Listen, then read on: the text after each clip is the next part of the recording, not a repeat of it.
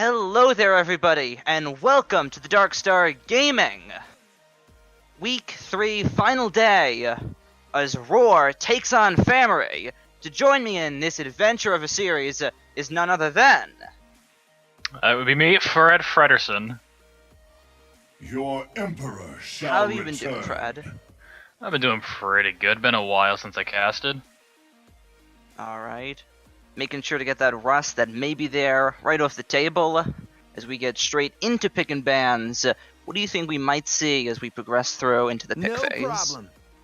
Well, I was imagining an Ezreal ban at this exact second, and I'm glad it came through. Looks like we won't have the breaker of every on-hit effect in this game to abuse the new runes. He has been a little on the powerful side, to put it one way. Definitely, the options there are endless for what an Ezreal can do. No cure for fools. Same side though, a Yasuo ban. Away from nudity in the mid lane, and possibly dealing the top lane. Be denied.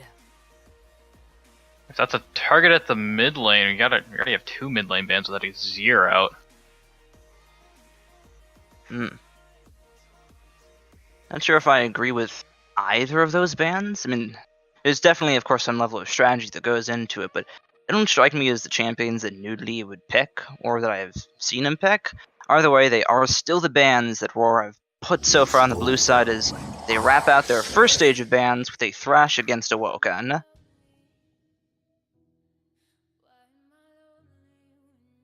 Thrash is a very solid support. Good to just ban him out. He's very versatile. Does pretty much everything, and a Janna ban.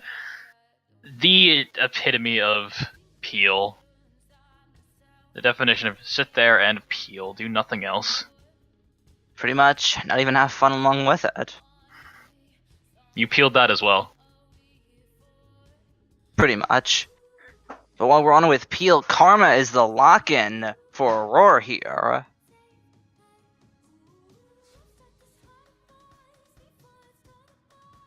Karma's a very solid support choice. It could also be going in the mid lane, though. She definitely could be a bit of poke damage and extra versatility to help support your carries. Looks like it will be a Gnar lock-in and Nasus or Nuno. Or Jarvan, that works too for Rampage in the jungle.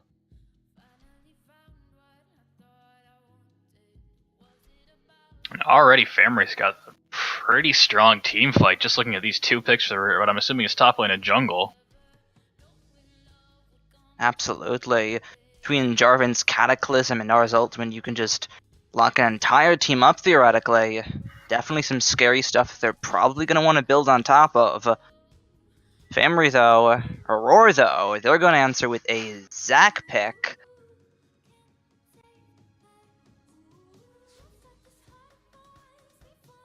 In a Raycon hover, that's probably going to be the lock-in as well. There it is. Looks like we're not going to have a Karma in the bot lane. Nope. No Karma support for Biomi this game. Now the last pickup for FamiREE for the second stage of bans is a Kennen.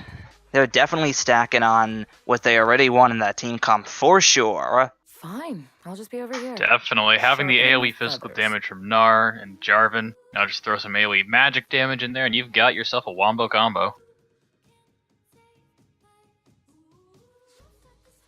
I'm assuming that was the entire intention behind the Janna ban, was just to be able to pick up a team comp like this. Right. Absolutely.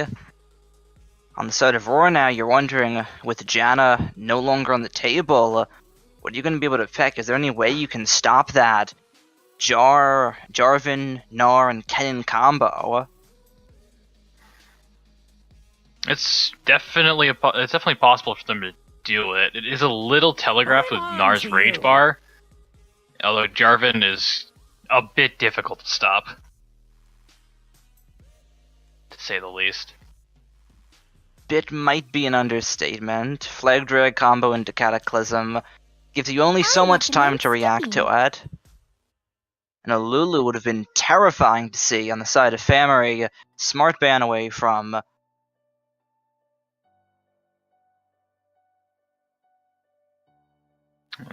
Definitely a good ban. A little bit surprised that FamiREE banned away some good team fighting 80 carries, but it looks like they're going to go for an Ashe pick, giving them some extra pick potential. And Ashe isn't too bad in team fights.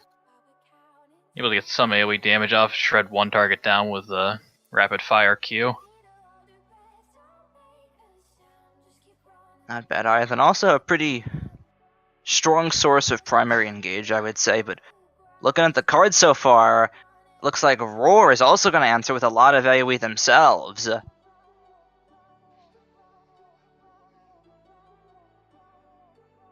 Oh boy. Been a while since I've seen a Karma top lane.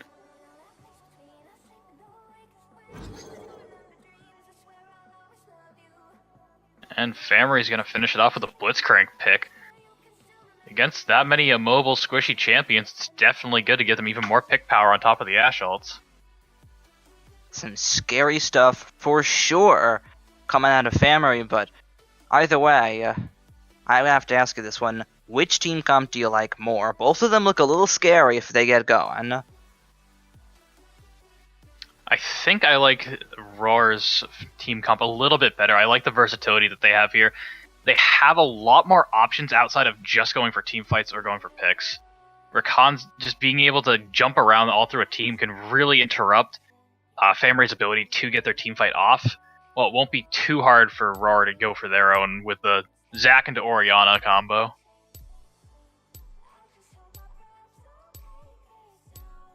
At the same time, though, it's going to take those champions a little bit of a while to start going. Karma top, we don't see it that often at all, but it takes some time to get going. In the early stages, she might be annoying against the Gnar with the poke, but it takes some time for the Karma damage to start hitting. Definitely. In a longer lane like top lane, Karma's not able to just shove the lane in and try to deny as much as she can to her tower while getting free poke off. It's a bit different from the Karma mid lane. Although I think Dylan will be able to handle it pretty well after he gets just a little bit of gold, get a Spectre's Cowl maybe, and he should be all set up there. Should be indeed. In terms of initiation power, a little hard to say on who has the better initiation. There's definitely a lot going on the side of FamiREE between the Ashe and the Jarvan, but at the same time, you can't disrespect a Zac Orianna delivery engage comp. Yeah, definitely, especially with Rakan also being able to go for the delivery. If he has an Orianna ball on him while he's jumping and charming everyone towards him, he can really mess up FamiREE's team fight. If Rakan's running into Ashe, Kennen, maybe a Gnar Jarvan. That's the case. Let's imagine a choke point fight for a second here. Who do you think's gonna have the advantage? Advantage, it can go either way. I think it's whatever team is starting the fight in the choke point. Whoever's pulling the trigger first? Definitely. If FamiREE jumps in first, both teams are running AoE CC, those big team fight abilities. So whoever pulls the trigger first definitely has an advantage, especially against Rawr. They only have one tank on their team. So while Zac is going to be able to eat a lot of these abilities if he's caught out, Rawr, at least Dylan, Rampage, and FamiREE Awoken are all going to be able to take a bit of abuse before it actually turns.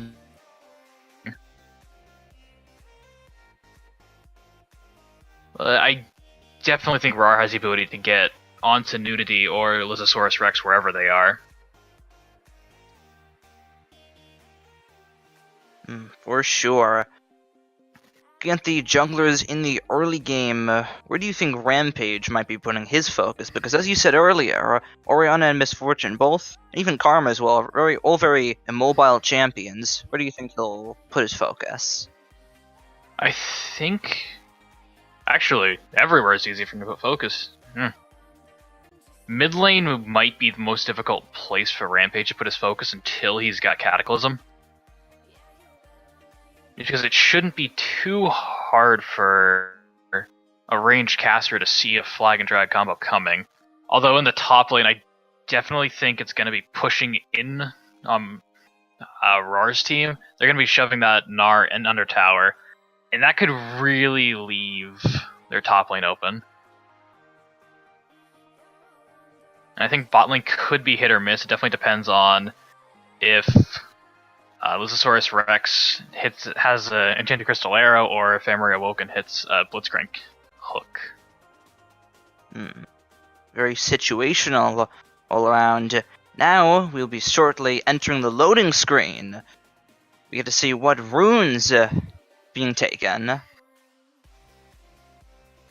I saw a Doki FTW hovering that teleport instead of flash. Looks like that was something that might come back with that Unbound spellbook. Very much so. Definitely possible. I've heard how vocal he's been about TP Smite on junglers. Takes Flash Smite, but has the spellbook, so teleporting Zac, a little bit of extra global pressure for the team.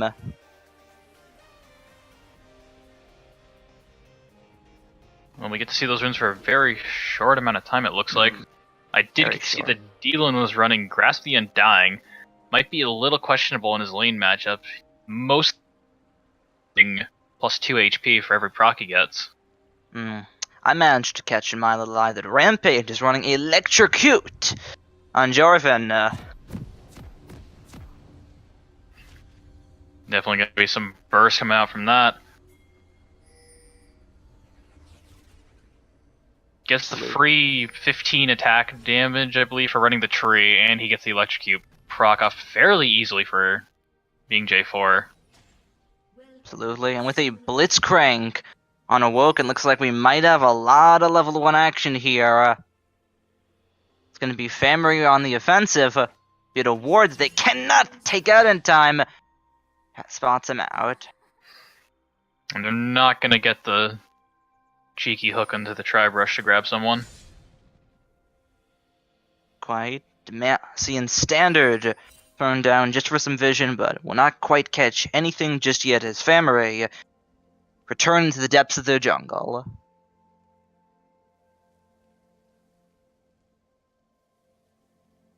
It's always nice to start with an invade with Blitzcrank. If it doesn't go well, everyone just back to starting positions. But always good to do some fishing. Pretty much. Looks like Doki FTW wants to see if he can get some vision. He's able to get that one word down at the cost of Q and an auto from Dylan.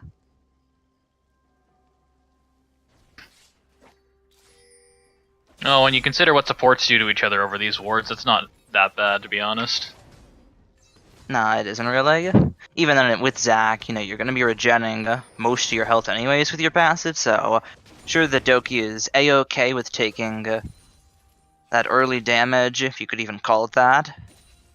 He does get a bit of a late start in his jungle, though. He took a while to path around to his chicken camp.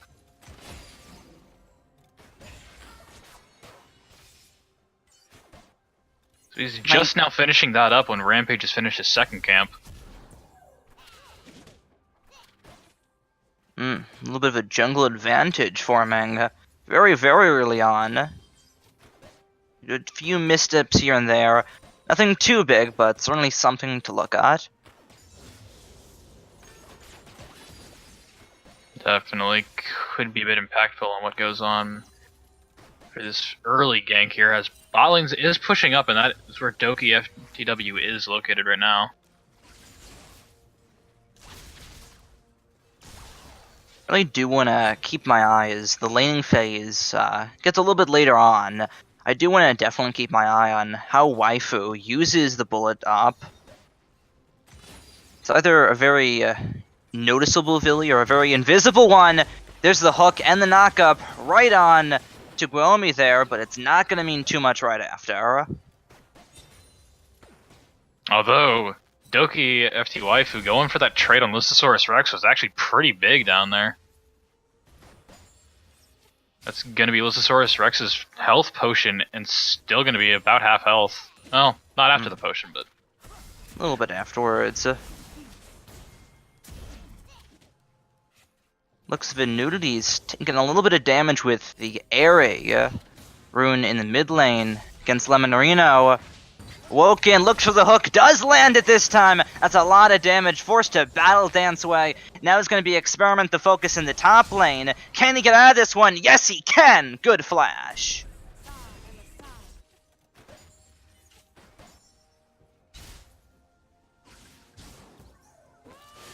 It's going to be a bit rough now for Experiment in the top lane. No mana already after getting to that fight with D1 and Rampage showing up. And now no flash if Experiment does end up having the mana to push the wave back up. Looks like they might try and force something in the top lane.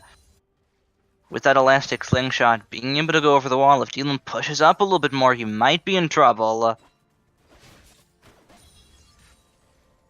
Looks of it though, they will back off.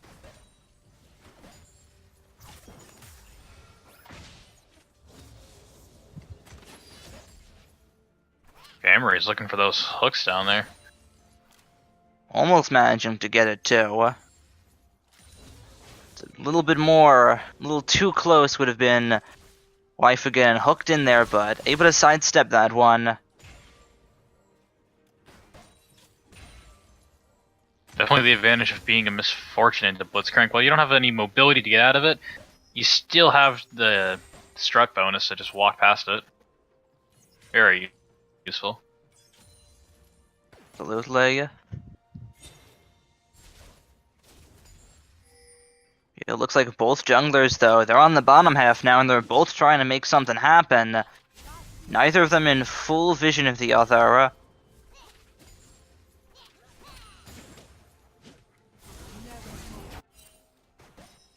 For what it's worth, a very calm early game. Be it that might change real quickly. There's Elastic Slingshot. Stretching Strike's gonna land. The flash away will be able to get them to get away.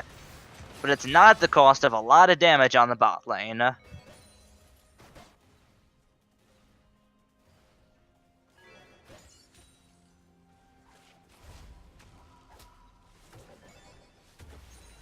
They also might have to be careful. Doki's staying around the side.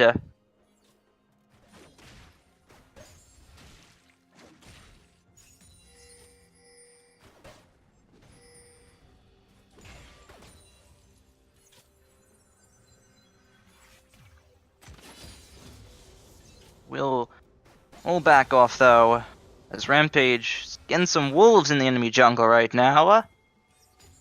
Currently 27 to 41 CS. A little bit of trouble though. Teleport used and cancelled by Dylan. That was a strange one.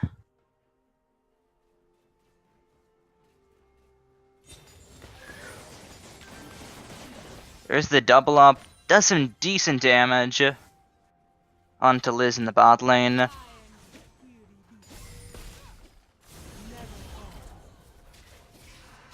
Looks like they're still waiting for the spot. Ooh. Ooh, the hook misses, but the elastic slingshot does not. Knocks them both up twice again, and first blood goes over to Waifu. Liz gets taken down on that one.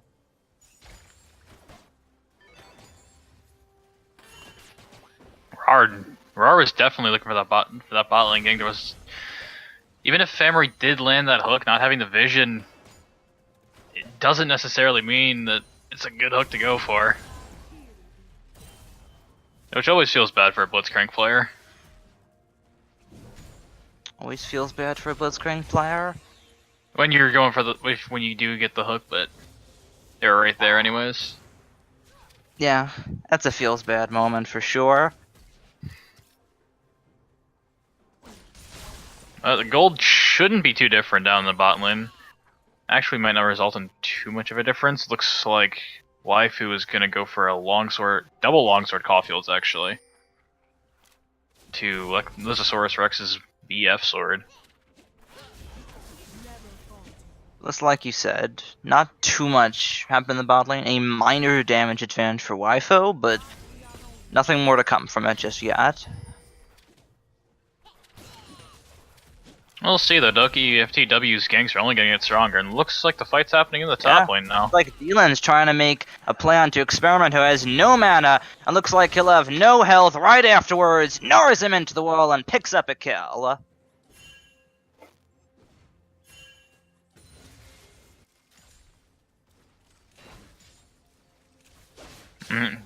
Dylan opted into going for the more damage defensive route, going with a Hex Drinker. Experiment 626 wasn't even able to get him into the range to use it, though. No, and Teleport coming through from Experiment. Looks like he's going to try and get something here, but walks straight into a Jarvan Cataclysm. That's not good. In all sorts of trouble now. Now with the flash back up, we'll be able to get away.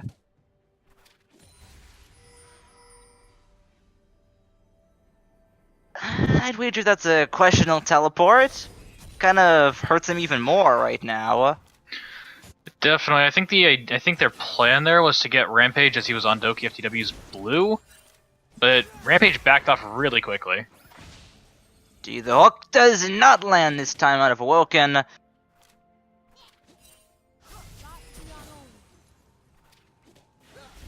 Yet in this top lane, Dylan definitely the focus. Doki's up there as well to try and set something up. Dylan with smart decision making knows when to back off.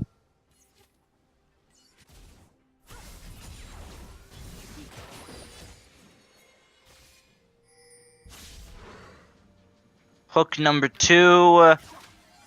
Not gonna happen this time either. Does not throw it. It's a little bit of damage for poking his head out. And FamiREE Awoken's, you can tell, no longer just looking to land a hook down here.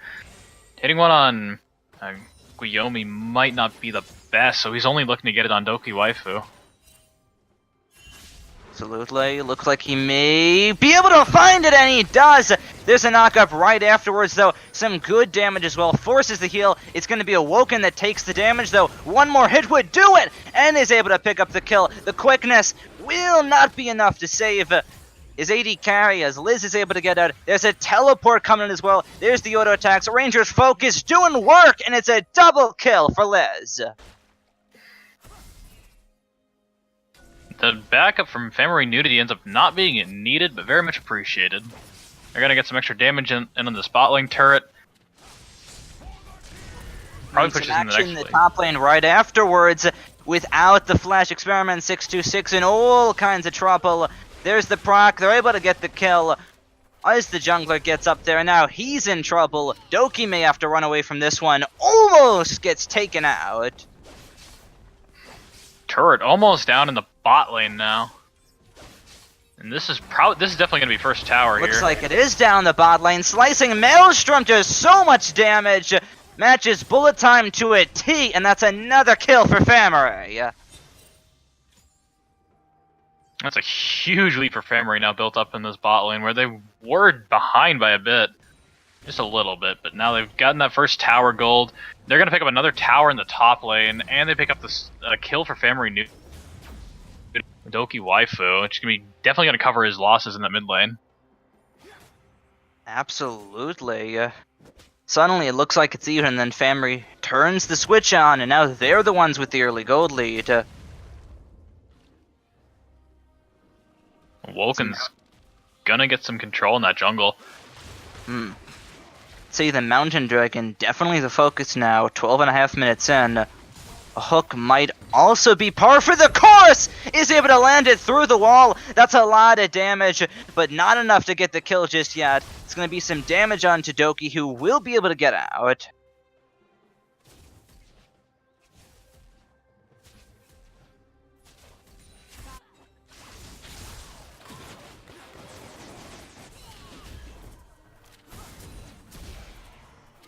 Back up top, though, it's going to be dealing putting all sorts of pain on to Experiment.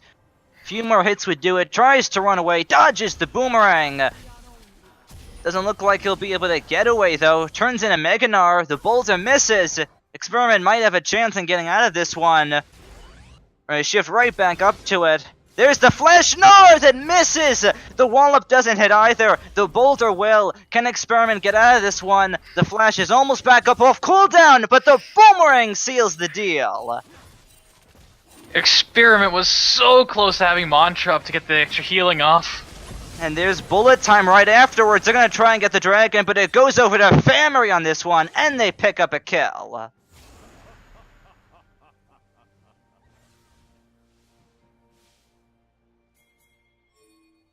Things just not going in Rawr's favor right now. And as a result of that, they are now at a 3,000 gold deficit 14 minutes in. With them being... the team being behind against a Mountain Drake lead, looks like they're going to lose a bit of damage on their mid tower. So they're going to have 4 people react to this. Absolutely. They're not going to lose the mid tower, but now below half HP means if another push like that happens, could be sayonara to that turret.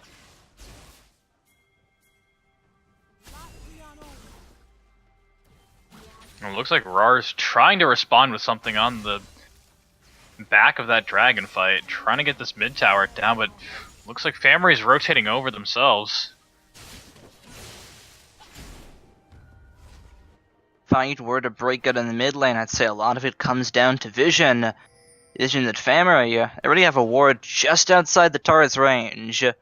I think what this fight's going to come down to is the 2 side waves here that Rawr has pushing in while their mid tower is below half.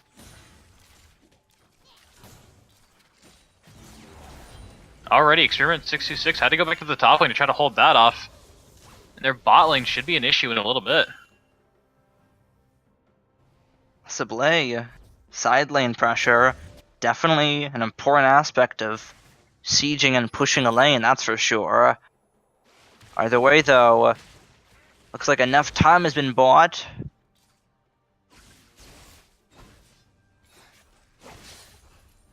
We reset back to normalcy in the mid lane, just farming.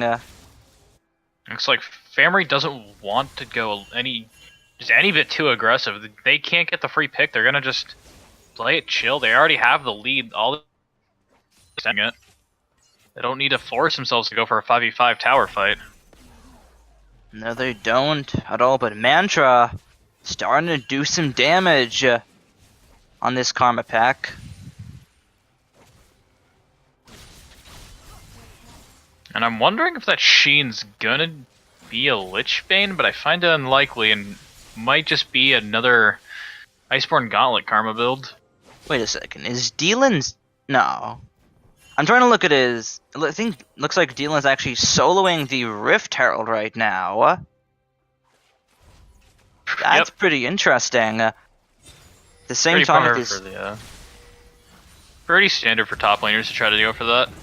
Uh-oh, Enchanted Crusadero right on to the Orianna. Bullet time right after, though. The Shockwave, the stopwatch does cancel it, which means somehow nobody dies from all of that. That was...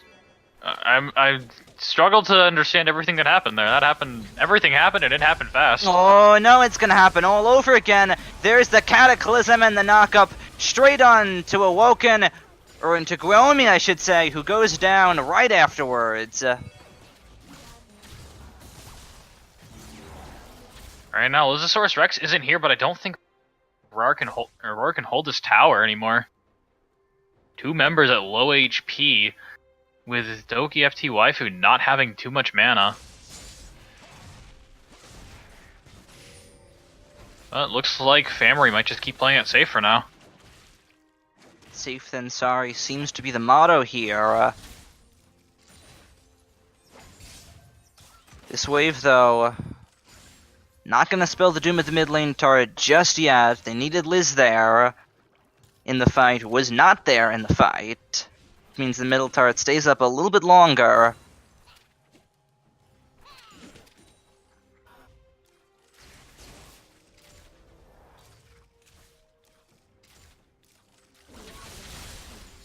I feel like casting a FamiREE game. I'm on a bit of the edge of my seat here. They turned the action on all at once, and it was happening everywhere, and then they just pull it back and turn it off. You never know what's gonna happen with them.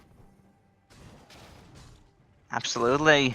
Definitely making me think they're sure about it, and then they're not so sure about it. Well, their gold lead has become 4,000 now.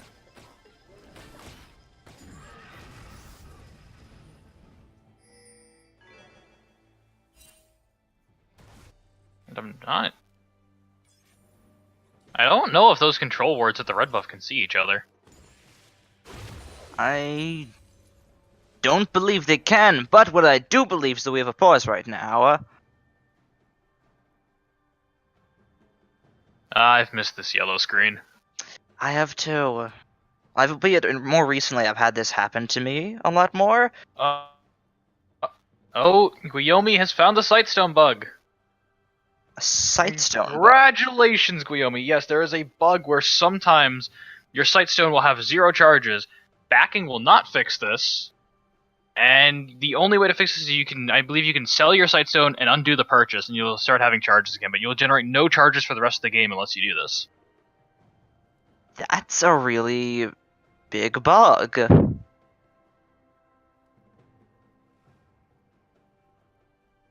It's a bit of an inconvenience when it's not spotted. But it's not too hard of a fix, since I'm pretty sure you can just undo the sell and it'll just have the charges again. Hopefully, if you didn't. If the undo didn't work and you had to buy a completely new Sightstone, that would completely suck and affect the game way too much in FamiREE's favor. Losing out on all that gold, especially with the fully upgraded Sightstone. Absolutely. Now we're back in the game, the pause is over, and I'm gonna have to ask, if you're on the side of Rawr, what do you do to stop this rampaging FamiREE here? Looks like Doki FTY is going for lethality. Actually, I might have to talk about this. Oh, may not have a chance whatsoever. There's a lot of damage. Lemonarino gets taken out in the blink of an eye, though it's a great knockup from Doki, and the bullet time right afterwards knocks up every single member right there. It's going to be a Guillaume that goes in, but goes out right afterwards. Another hook straight onto a member. So far, 3 for 1 in favor of FamiREE. That's the Rift Herald, the mid tower. A great turnaround on that team fight by Rawr, but they still didn't have Experiment 626 with them. No, they didn't. It looks like FamiREE, they have no breaks so far. Doki not quite able to defend the mid turret. Ends up getting knocked up and taken down. There's the passive. They're going to give this one right over to Awoken, actually. What if his Sightstone has a problem? He needs the Sightstone money. Looks like Rift Herald's gonna give it one last charge into the mid lane turret as the rest of FamiREE back off. Looks like Experiment 626 is gonna pick up a tower in the bot lane, but it might get collapsed on here unless he gets back in. And they're gonna pick up this Cloud Drake. Cloud and Mountain. Not too bad of a combo at all. FamiREE will take that one for themselves. As I was trying to mention here, it looks like Doki FTY is going for a lethality misfortune build. I don't think it's going to be too bad in these teamfight situations, although it's going to take a little bit to really start racking up the damage. I believe it's around the 2-item 11 or level 11 mark that really starts to do some damage.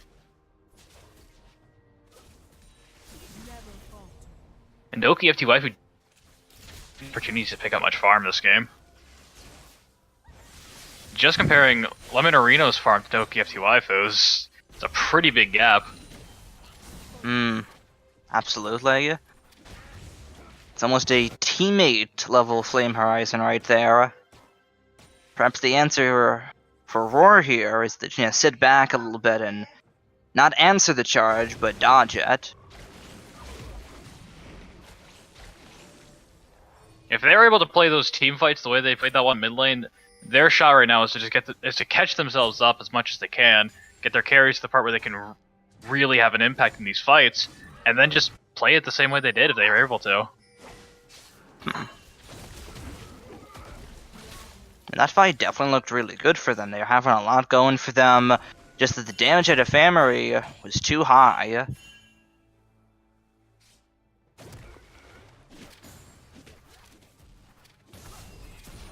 They wound up losing Lemon Arena right off the start of that, and they didn't have Experiment 626. They were down 2 members for it. Looks like Experiment in trouble. This time, though, won't get locked up by the Cataclysm.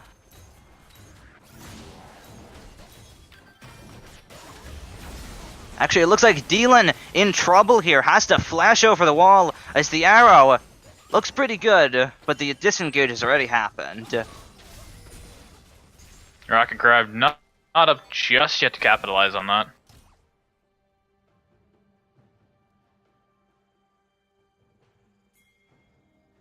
A little bit of off timing there, I'd say. Dylan definitely trying to force the play a little bit too early. Either way, FamiREE suffer no casualties from it.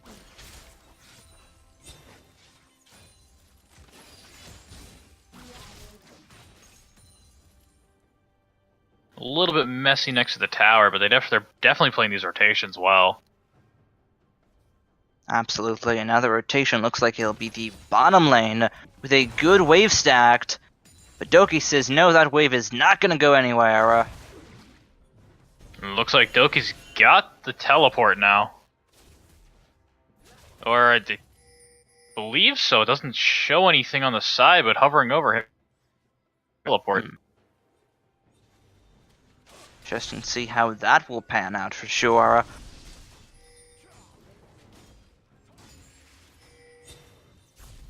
Yeah, face checks a bush.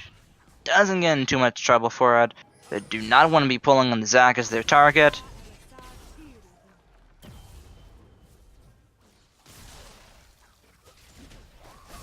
Now it's just both teams dancing back and forth, waiting for one to overstep, then catch the other out. Well, I definitely think FamiREE advantage in this dance though, with Awoken just waiting in the jungle. Absolutely. There's the elastic slingshot right on towards him. They're going to bring him exactly where he wanted to go. But this time, the flash away looks like he will be able to get away as well. Awoken somehow getting out of that situation. Cole stepped up a little too forward. His team wasn't with him, and he went for the under tower hook on Doki FT Waifu. Thankfully, due to the enchanted crystal arrow out of Liz, Woken is able to get away, and the game kind of resets here. Well, it's not bad for FamiREE, it's not bad for Rawr either. If they're able to keep this up and kind of get closer to the late game, maybe around the 35-minute marker, if this keeps up, then suddenly that gold lead's going to mean less and less. It is up to it's a solid 6k. It's not enough for this game to be completely out of Rawr's hands.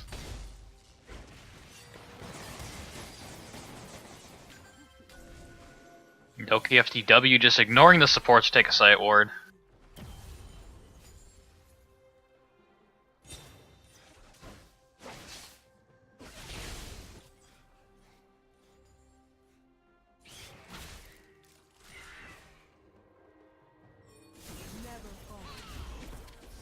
Looks like FamiREE is gonna look to pressure this Baron. Rawr does have a wards. They're gonna see them travel over into there. Looks like they're also gonna find the jungler Doki right afterwards. In all sorts of trouble here. The Blast Cone being body blocked here, and now he's on the wrong side of it. Looks like he actually may have found a small enough gap to get away, though. Just might have. The bottom tower's being taken care of by Dylan, but yet he's not loose just yet. Still being chased down. Another Blast Cone. This one's not going to help as much as the last. There's the passive pop. There's the damage to follow right after as Nudity picks up a kill. Guillaume might be losing his life for that control ward. Guillaume looks like he will be losing his life for that control ward. This time Liz picks up the kill.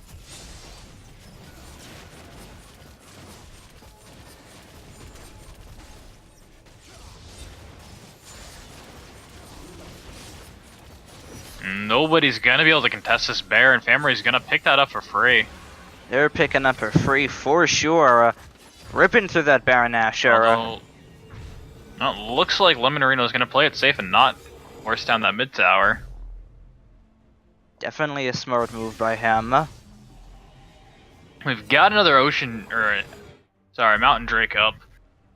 Although it looks like FamiREE's resetting. I don't know if Rawr is gonna be able to get in position to contest this. I don't think they have the time to. The one that's closest to it is Experiment 626, and that's not the case anymore. It is the second Mountain Dragon of the game picked up for FamiREE. FamiREE now has this Baron buff with double Mountain Drakes. They're going to be able to take towers pretty easily if Rawr doesn't react to them going for it. Ooh! Beautiful hook out of Awoken there. That's going to pick him up a kill onto Experiment. They only have one minion in this wave, and it's going to die to make it rain. So Rawr does have a bit of time to react to what FamiREE's going for. Looks like they're going to use that time to try and bring in one of the members. The wave is here. Come.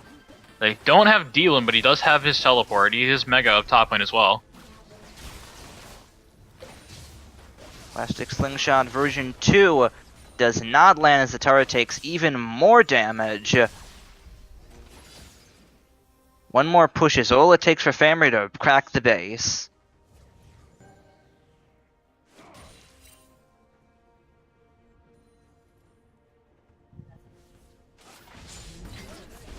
And there's the hook right on to Gromie. The bullet time looks good, but the rest of the FamiREE are way out of its range. Slicing Maelstrom comes in. That's going to be one kill. That's going to be two. Looks like it's going to be even more as Liz takes care of the turret. 4 members dead for Rawr. The triple kill over to Rampage. And that looks like it might just be game right there for FamiREE. Minion wave's gonna die here. They're gonna have to wait for the next one, but they don't have too much to worry about here. Guiomi is up in 4 seconds and 10 seconds on the next member. It looks like they are going for it here. Experiment trying to block them out. There's the Rawr right against the wall. They're going for the damage on the champions, not on the turret yet. There's the redemption. It looks like FamiREE might have overstayed their welcome here. Liz on no mana.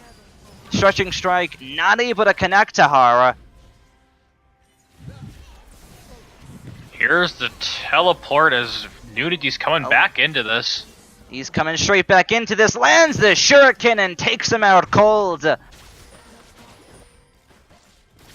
FamiREE still with the option to push. Looks like they're gonna go for it here. There's the teleport from base from Dylan. Few more hits would do it. The shockwave looks good. Out is the elastic slingshot and the let's bounce right afterwards. They're going to try and stop this from happening. That's another kill going over. Rawr, can they stay alive a few seconds longer here? There's Dylan on the scene. Knocks him up. A double kill. Will it be the triple kill? It won't matter in the end. Either way, FamiREE, slowly but surely as Dylan knocks on the Nexus, will be picking up game 1 here. And what a game 1 it was.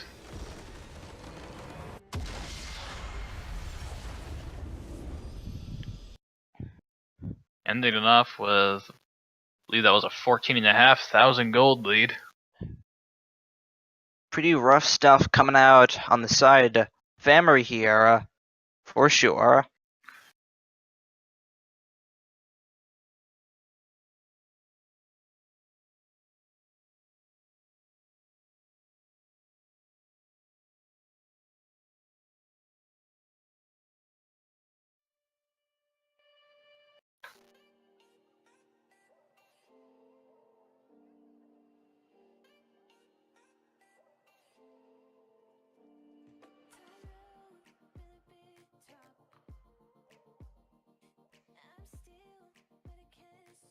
All right.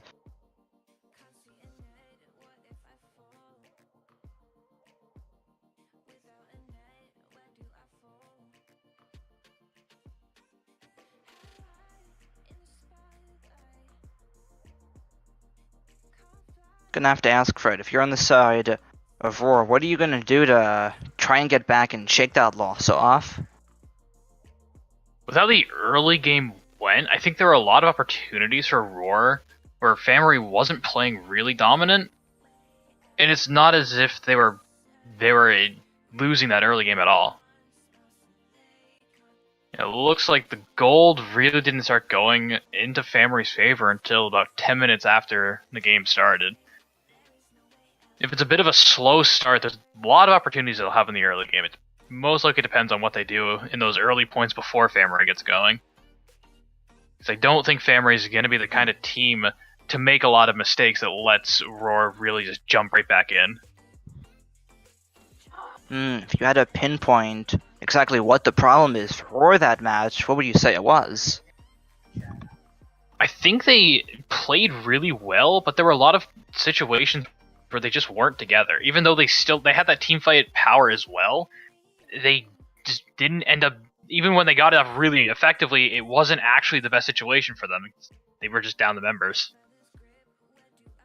There weren't many situations where they were able to get the side lane control to actually have all their members together.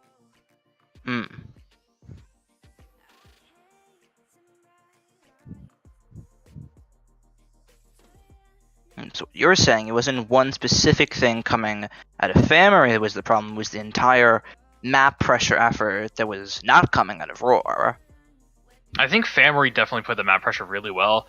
I'm still questioning their control wards on the red buff. I'm pretty sure 2 of those were put in places where the other wards in that brush just weren't picking them up. I believe it was one time in that game where Rawr had a control ward in the same brush and they weren't seeing each other.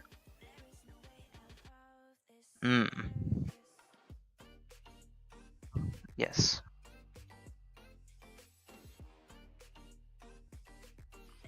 Eleven control wards. It's pretty good. Oh, I don't know if you saw what I was watching when he was control warding, but he had that support moment where he was just watching as I believe Doki FTW was just taking his control. Right after Doki FTW took it, left the brush, he put another one right back in.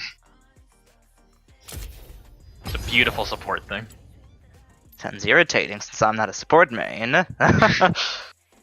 Irritating is having to watch somebody kill your wards. Alright, that too.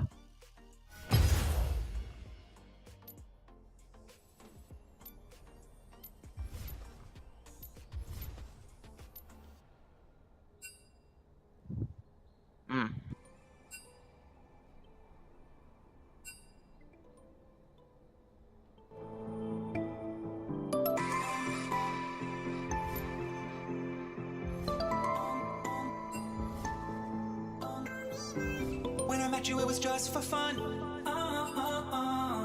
Now I feel like you're the only one. Now I'm feeling like we just begun, just begun. Now I feel like you're the only one, only one. And we got too much time to hold back, hold back, hold back. And we got too much time to hold back, hold back, hold back. I've been waiting on you just to take me over, baby, take me over the edge. I've been waiting on you just to take me over, baby, take me over the edge. I've been waiting on you just to take me over, baby, take me over the edge. I've been waiting on you just to take me over, baby, take me over the edge, over the edge.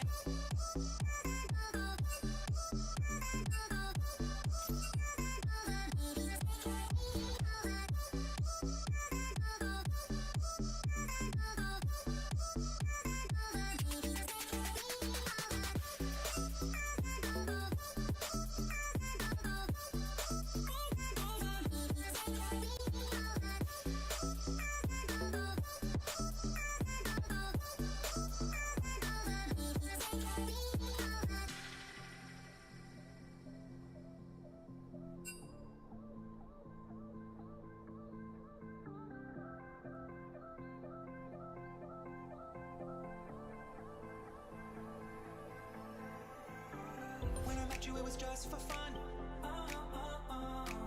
Now I feel like you're the only one. Now I'm feeling like we just begun, just begun. Now I feel like you're the only one, only one. And we got too much love to hold back, hold back, hold back. And we got too much love to hold back, hold back, hold back. I've been waiting on you just to take me over, baby, take me over the edge. I've been waiting on you just to take me over, baby, take me over the edge. I've been waiting on you just to take me over, baby, take me over the edge. I've been waiting on you just to take me over, baby, take me over the edge, over the edge.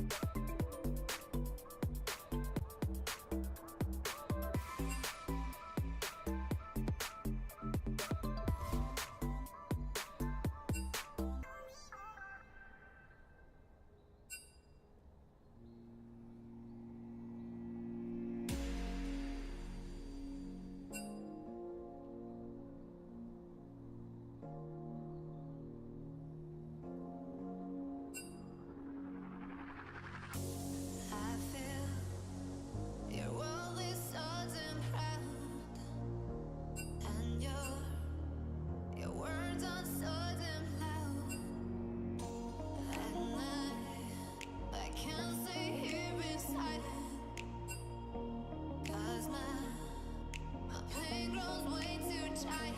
Your electric heart shakes me out of love. I don't wanna feel like this. I'm alone burning here like this. Your electric heart shakes me out of love. I don't wanna spend my life like this.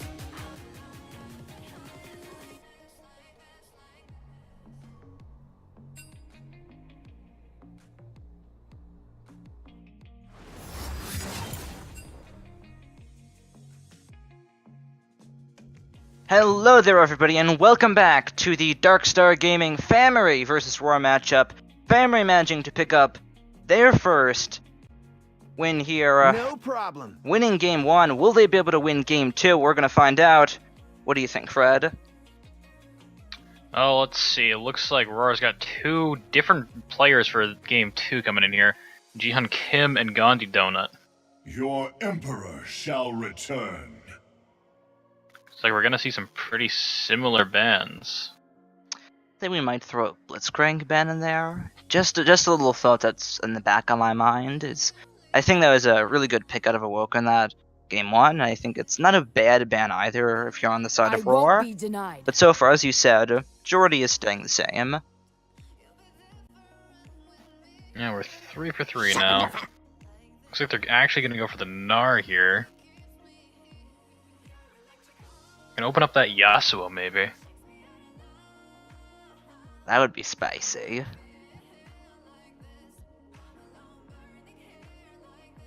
As you wish. And the Janna ban again. Looks like nothing's changing from FamiREE. Game 1 went how they planned. If it's not broke, don't fix it, that's for sure. Side Well, 4, though.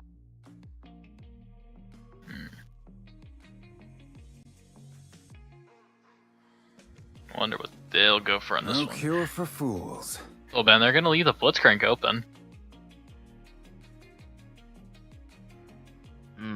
It looks like it's the case. A possible first pick here for Awoken on FamiREE. Instead, That looks like a much better first pick with the Jarvan. Definitely. I'm not Yeah, sure. oh, maybe not. It's Karma instead that they're gonna go for.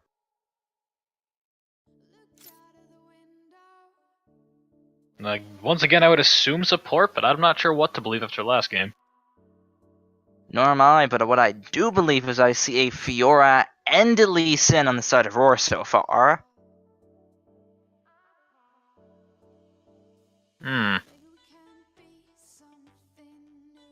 Interesting.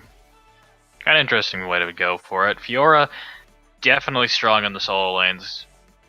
Which Experiment 66 was playing a bit more around those. Fiora's quite a bit better at, going for those turrets, trying to force situations where it's more of a 4v4 through the whole game, but just killing whoever shows up to hold the lane against her. Absolutely. It looks like either way, first pick or not, Rampage will be getting his Jarvan again this game. Definitely a scary factor as to why Rawr might have lost first game, as a Vayne is locked in.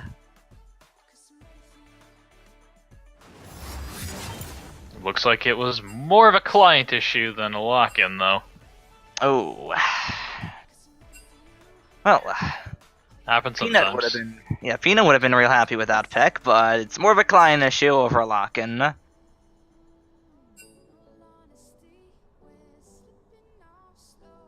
I would assume that that's how it works with this current client, as I believe it still does a random pick if you don't lock in a custom.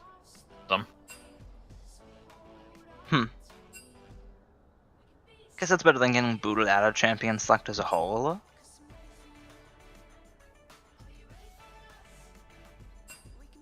Makes things a little more awkward for these kind of custom games, though. Yeah, there are the upsides and the downsides to it for sure.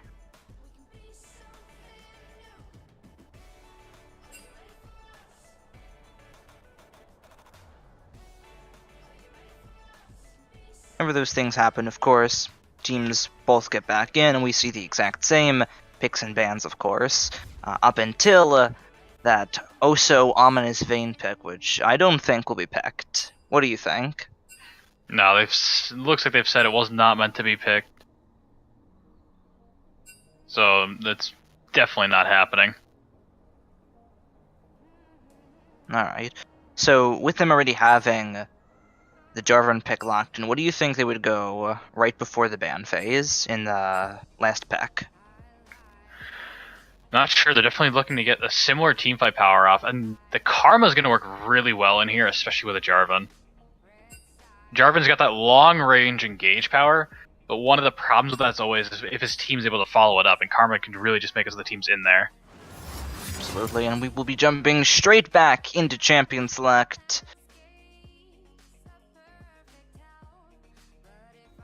No Should problem. breeze through this since we already know the picks and bans. Yes. Your Emperor shall return. Israel, Azir, bans, just the same thing as last time.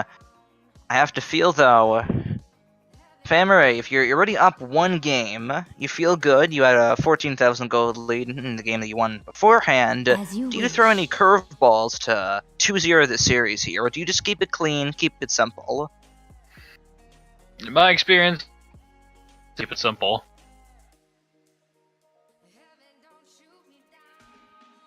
I don't think we'll see anything too crazy. But they might have an extra pocket pick here to handle some of their, I won't be like the denied. Gnar being banned away and not having the Azir, which both those picks go with what it seems that they want to go for, being the team fight power. Absolutely. And the Fiora Lee Sin, it caught me off guard. I don't know about you, but what are your thoughts on those two picks right there? I definitely think Fiora's got that side lane power, where she's No cure just a for great fools. duelist. I mean, it's in her title. Lee Sin, on the other hand, it definitely covers that early game power I was talking about before, how the game didn't really start happening until 10 minutes. Lee Sin has the power to make it happen before that. So if FamiREE doesn't get going until the 10-minute mark like it was in the first game, then Lee Sin could have the game going by 3 minutes. So we have to keep our eyes on Kim in this matchup here.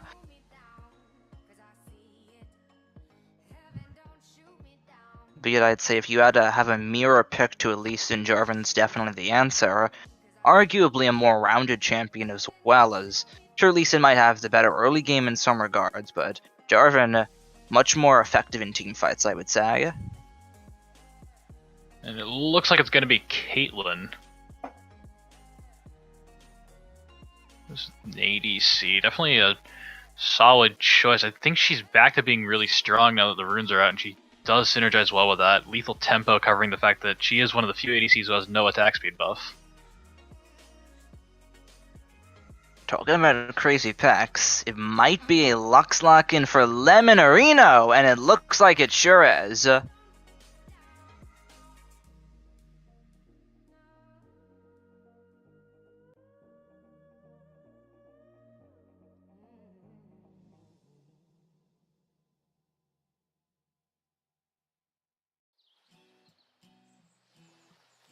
Feeling that's probably in the mid lane here for Lemonarino.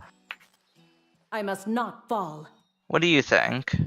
Some people are saying it might be able to be a Lux support. I know right now I've had some theories bouncing around with people I know. Fine. One of my friends I'll just who be does over play here. a lot of ADC thinks Sharpening Lux my support feathers. could be very powerful at the moment with the new runes. But it could be. It could be. Or it could just be here for a flex pick in case they end up against something really painful mid lane. They are red teams, so they do have that 10th pick. Do you have the power of the 10th pick? It's like they banned 2 supports against Awoken, but neither of them is going to be the Blitzcrank. That's Let me get in interesting. Granted, it could just... They might not be expecting the Karma to be support. They're going to ban out 2 supports. We'll see, maybe there's a plot twist and they take the Blitzcrank for themselves. Probably not the case. Oh, maybe Rawr's like, oh, if you don't want the Vayne, we'll take it. We'll see if that's a lock-in or not. Down to 1 second. Oh, and it actually is going to be the Vayne lock-in for Donut.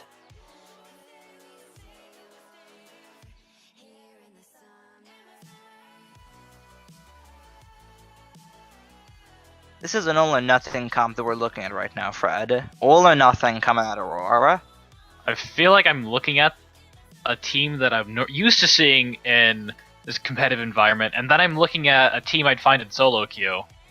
Definitely a lot of power picks for the champions themselves, and it really depends on how Rawr is going to use them. But they're probably going to be lacking a bit in their champion and team synergy on this. I mean, there's so much damage coming out of this comp here, and I'm happy that it's not all AD, but at the same time I'm a little bit worried. Lux is your only source of wave clear, and if there's a strong enough push on the side of FamiREE, you might have to expend your ultimate just to clear a wave.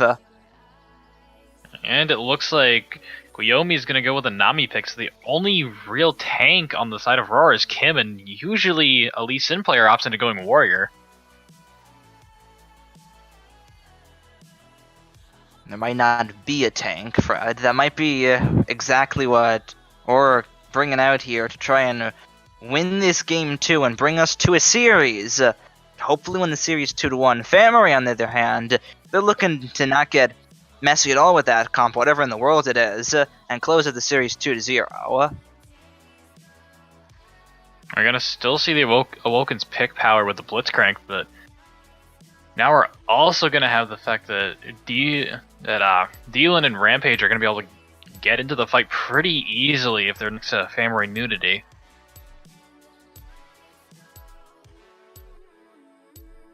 Although I do think Rawr has a good enough comp to react to a team fight. If they're not behind, yeah, but I think if you put any of these lanes behind Blitz, Caitlyn, if you're able to just, if the Nami's not enough, then that lane's kind of lost. And I think the only even matchup that I'm looking at right now is probably the mid lane between the Lux and the Karma. Both of them are able to kind of deal some poke damage at each other and then throw a shield on themselves and sustain some of it, to say the very least. Mm-hmm. I might just be an avid lover of Karma mid, but I definitely think that matchup goes in Karma's favor here.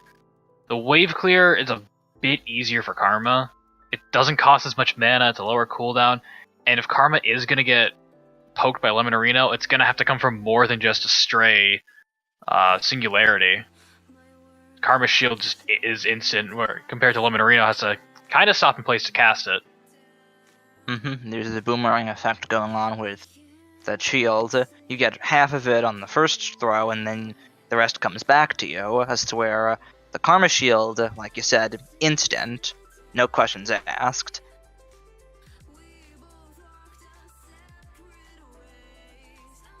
Definitely going to be interesting to see, although I think Rampage might have an easy time with this mid lane. If he goes into the mid lane, Lemonarino's not going anywhere. Nudity can set that up fairly easily. On the other hand, for Kim to really find a great opportunity in the mid lane has to come either from FamiREE's jungle or Lemonarino hitting a skill shot.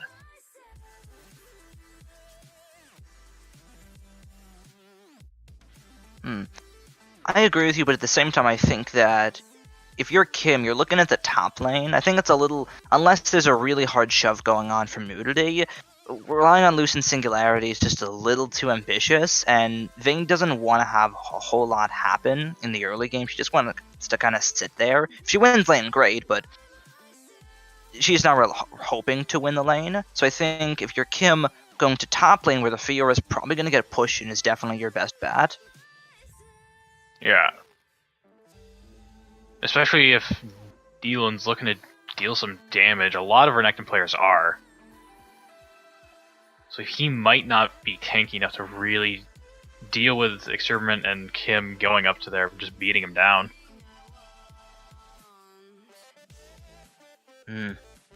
Very much so. In the early game, not too tanky, but I mean, as you start to build towards the Black Cleaver, you probably go for the Kindle Gems at the very start. So there is some tankiness that gets accumulated through HP, but all in all, though, until you get your resistances, you're not that tanky on Renekton. Definitely not.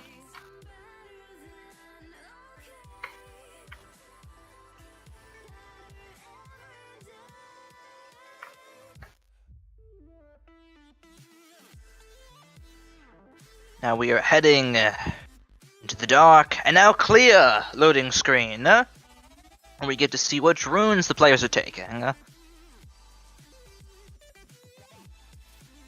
The one and only chance we get to see the runes. Hopefully that gets fixed, because... well, we still don't have any endgame stats. yeah, that kind of sucks. I was like, both top laners with press the attack, both mid laners with summon area, and both ADCs with press the attack. We got Rampage yet again with the electrocute Jarvan. Definitely worked for him in game 1. Kim, though, taking the Dark Harvest, if I have its name correctly, on Lee Sin. Then Aftershock, Blitzcrank, and another summon area on Nami. Now, somebody shot this theory to me. I've been waiting to see it in action. Is a Nasus jungle with Dark Harvest? How's that gonna go? That sounds terrifying. It does take quite a bit of time to stack Dark Harvest up to a point where it's really effective, but definitely not something you want to just encounter. Not at all. That sounds pretty gross. There were a few assist pings. A lot of pings, actually. A lot of pings. Looks like we're going to have some level 1 action for sure. Blitzcrank again for Woken. The invade did not work for them in game 1. It might work for them in game 2 here. They're gonna get spotted by the same ward by Guillaume. Good job on the side of Rawr to recognize that. Put the ward down. feel a little bit more safe now and have a better idea as to where FamiREE are.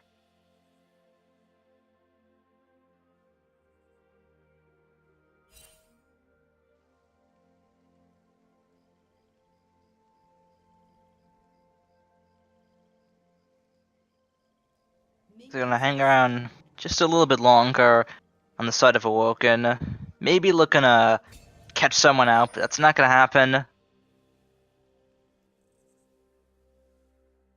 Experiment sitting safely in the top lane, waiting for Dylan to come up. Just a jump to the left.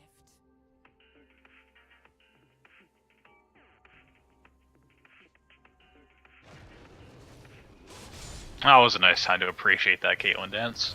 That was. That's a pretty good leash for Rampage there. It's always nice to have a Caitlyn or Jhin leash where they can just get a headshot or get a fourth shot off on the red buff. That extra damage, always doing some work.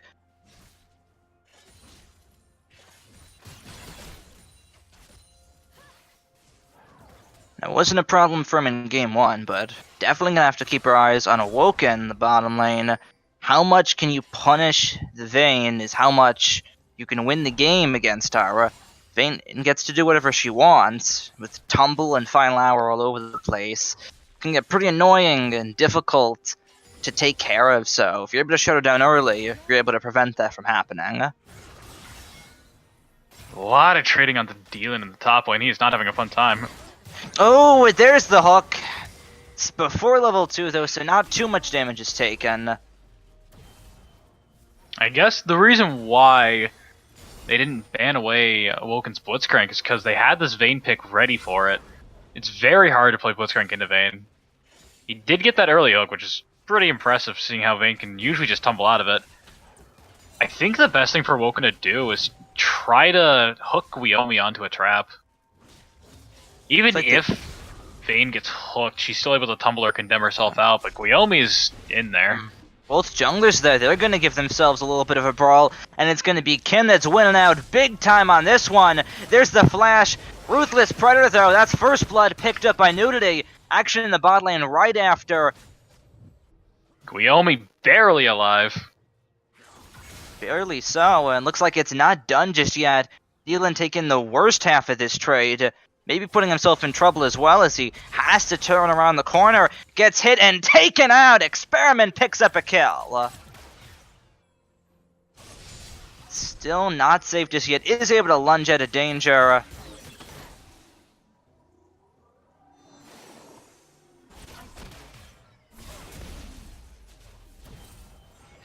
And in the mid lane, that looks like it hurts. Double buff Karma. Would not want to play against that any day. Nudity definitely abusing that double buff advantage. Looks like this time Experiment's not on the winning side of the trade. Gets some good damage out onto Dylan, but Cull the Meek is somehow not enough to take him out. Gets out alive. Classic top lane. Pop the pot and run away. And that certainly was all that he needed in order to get out there. But he's gonna teleport right back in, and Dylan's gonna have to back, but he might get spotted. Him lands the Q, takes him out cold. And Dylan doesn't have to teleport to get back to his lane. Oh, that's gonna hurt him so much. Experiment's already back in the lane with the teleport. Well, you had a good lane, Dylan, but that's some bit to come back from. Absolutely. Also, really risky at a Lemonarino. Gets punished for it by Nudity. That's now a second kill on the board for the Karma.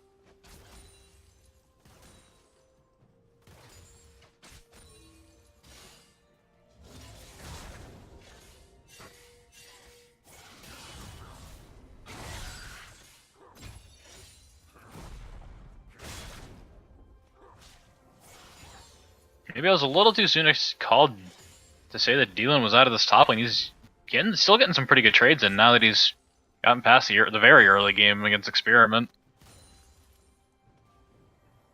Absolutely, and some good zone from the bottom lane of FamiREE. Not gonna let Vayne get any experience.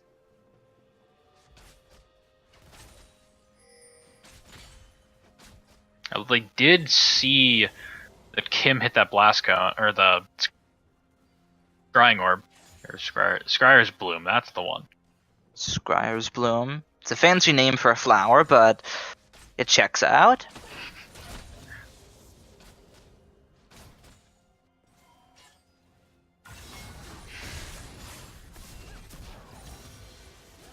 And now in this top lane, Experiment's got about double the CS that D-Lin does, while being level 6 on D-Lin's level 5. Definitely some scary stuff. And there's right back to the mid lane. Lemon Reno taking some pain. A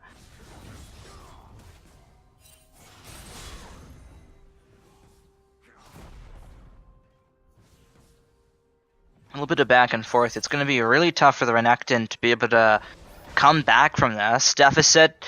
Hook doesn't land right there. Does stop Guiomi from backing, though. Guiomi's going to be a little bit late to get to the next wave.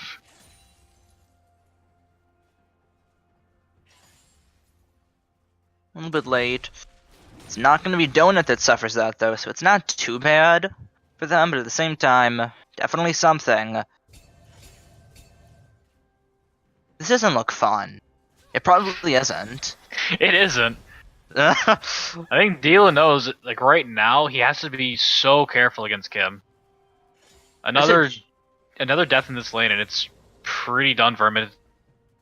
It's not too hard to palm in from that river, even if he just goes up to where that first melee minion is.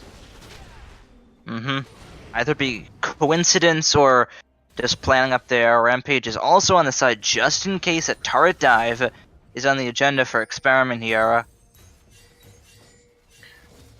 Well, at the very least, for D-Lin, Experiment having the Tiamat means the wave will always come back to him at some point. So he can play safe. He'll still miss some farm, but he's not going to miss all of it. No. At the same time, though, like we said, doesn't look fun. Probably isn't. So, on the side for D-Lin here, definitely going to have to just kind of sit tight and take the abuse. It's a little ambitious to try and get a kill after the first 2 times you've tried it didn't work.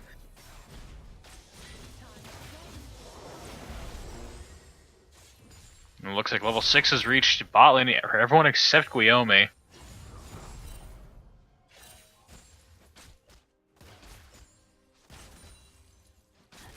See if Loken either wants to go side for it. tries to do anything. There's the condemn. There's the damage right afterwards. 90 caliber now will be able to secure the kill as the heal makes sure Donut cannot pick up a kill, and he's forced to run away. And that's actually the result of stopping Nami's back right there. There's a small gap in between where Guiomi didn't hit 6, and only bot lane were. Small things really do make up the big picture there. And Kim is on the top side of the map by the red buff and isn't going to be here for this dragon. Might be able to make it in time. This is 4 members of FamiREE taking this down. Yeah, that is a FamiREE Mountain Dragon with a Jarvan taking it down. I've seen this story before. Kim won't be able to make it there just in time. As FamiREE picks up their, I believe, their 3rd mountain of the series. They're at 3 mountains, 1 air. It looks like the 4th mountain of the series is going to be the next one up.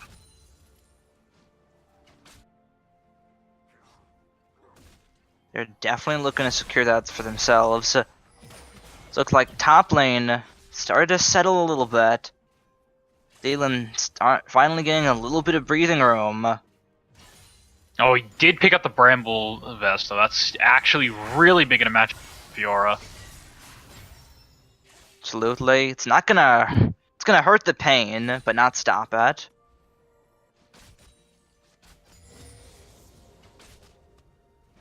It's gonna be like a bit of a band-aid for this lane.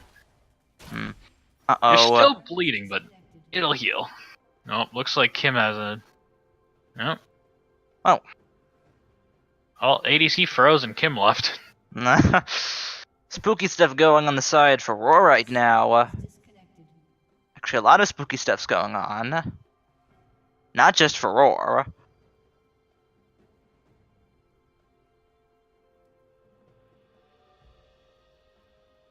Let's see if... when they got big, and looks like Awoken went straight for mobility boots.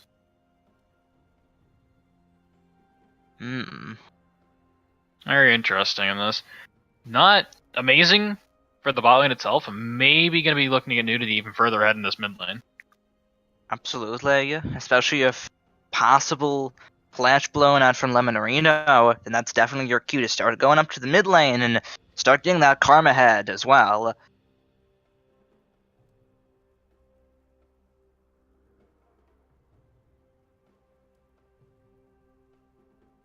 Nothing too crazy right now on either team. No, not really. Kind of standard, albeit we were talking about it earlier, how Lee Sin might have gone tank, but doesn't look like that's going to be the case at all this game. Surprisingly, he actually went for challenging smite instead of getting the tracker's knife.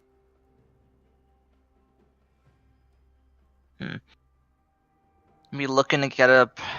Maybe looking to catch Rampage off guard in the jungle, perhaps? Maybe just have a bit more damage for the fights, and maybe not going to go for as many flashy plays, jumping behind the enemy team and kicking somebody out. Absolutely, and I think if you're on the side of Rawr right now, Experiment is now your focal point to try and snowball this game in your favor. Get the Fiora ahead, even if it doesn't put the Renekton behind. If you're able to turn a Gank behind or something, put a Rampage behind all of a sudden, then that's definitely what Rawr is looking to do so far, because at the moment, 2-0 karma for nudity, Lemonarino not exactly winning this matchup, and the bottom lane not really winning it either. The issue for bottom is definitely Guillaume does no way outside of those Blitzcrank hooks, and getting hooked is pretty much death.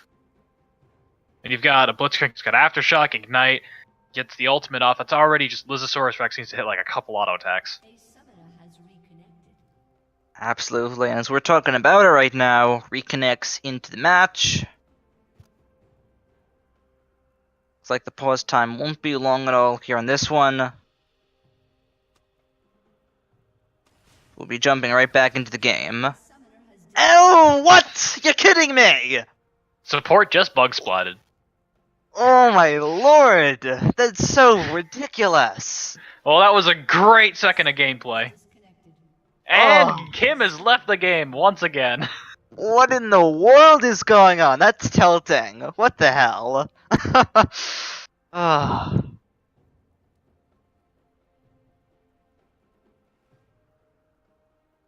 Not the most unopportune bug splat. Once you've played League long enough, you have your stories. Yes, you do. So, about the bottom lane, Vayne Nami, what are they gonna have to do to try and overthrow this Caitlyn Blitzcrank? Honestly, when Awoken doesn't have his hookup, that's always the chance they have to abuse, that he picked Blitzcrank. But outside of that, there's really not much they can do. If Guillaume gets hit by a hook, it's really bad for them. At the very least, Gandhi Donut can somewhat escape for himself into all that damage. For now, I think the best they could do is have Kim try to get behind them and just kick one of them into Gandhi Donut and Guillaume. They have a lot of CC that they can just drop on somebody right away and keep them locked down for Gandhi Donut, just kill them even if they try to flash out. That's about it, though. For now, they just want to keep staying in the spot lane and staying even in farm. Eventually, Gandhi Donut will just 1v5.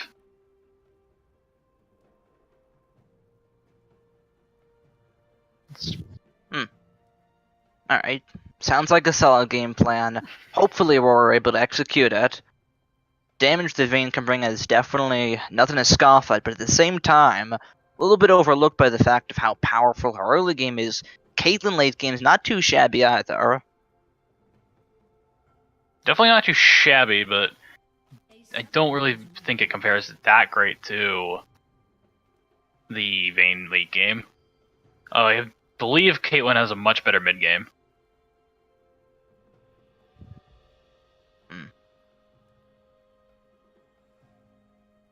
looks like Kim might be back. Looks like I certainly hope so. I think the players hope so. I don't know, 6 minutes of yellow screen is just really relaxing. You think about how everyone's going to be killing each other soon.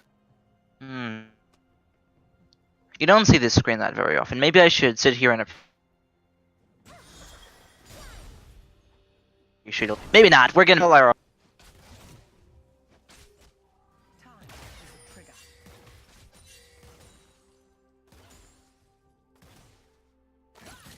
It's like the focus for both junglers is the mid lane. At the same time, Donut knows that there's pressure! Flashes away! It's the minion. Very close though, he was threading the knee. Absolutely, and the switch is turned right on in the top lane. Grand challenge thrown down. Oh! Safeguards onto a trap, that's not too good. He really wanted that cupcake, he went flying at it. Really does, and this time it's going to be dealing with the slice and dice. They're looking to finally punish the Fiora. Rampage picks up the kill. Finally able to get that pressure in top lane where Experiment's been shoved up very hard. Flash is blown and still goes down with it. Absolutely. It's a sigh of relief for Dylan right there. No longer having to deal with any of the nonsense that Experiments put him through. In the mid lane, though, that's a lot of damage. Goes underneath the turret, but gets locked up by the final spark. Stopwatch looks just as good, though, so no one dies in the lane. Lemon Arena was forced to pop both summoners, though, and Nudity only used the barrier and it wasn't even... Ooh, Kim with a flash kick. Try and get them, though. It's Dylan locked up, but not taken out just yet. Kim barely able to get out of this one. It's going to be Fiora trying to make it happen, and those are two healthless targets right there. A few more hits would do it. The lunge forward. This time it's going to take Dylan low, but the members of FamiREE are able to escape. Very close. Rampage would have had that kill onto Kim, but he did not have the mana. Oh, Dylan got stopped. Oh, there you go, Kim.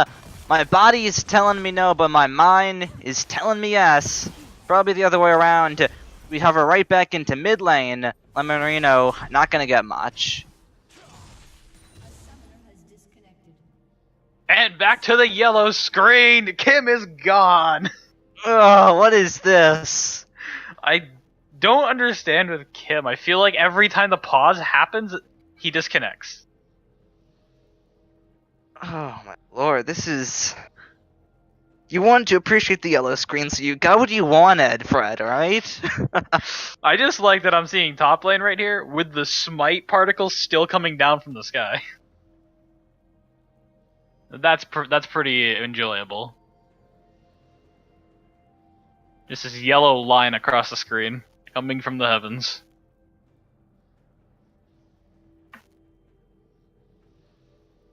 Alright, so... Crazy stuff just happened. Kim, staying true to the will of Lee Sin, goes in underneath the turret, gets the kill, gets himself killed.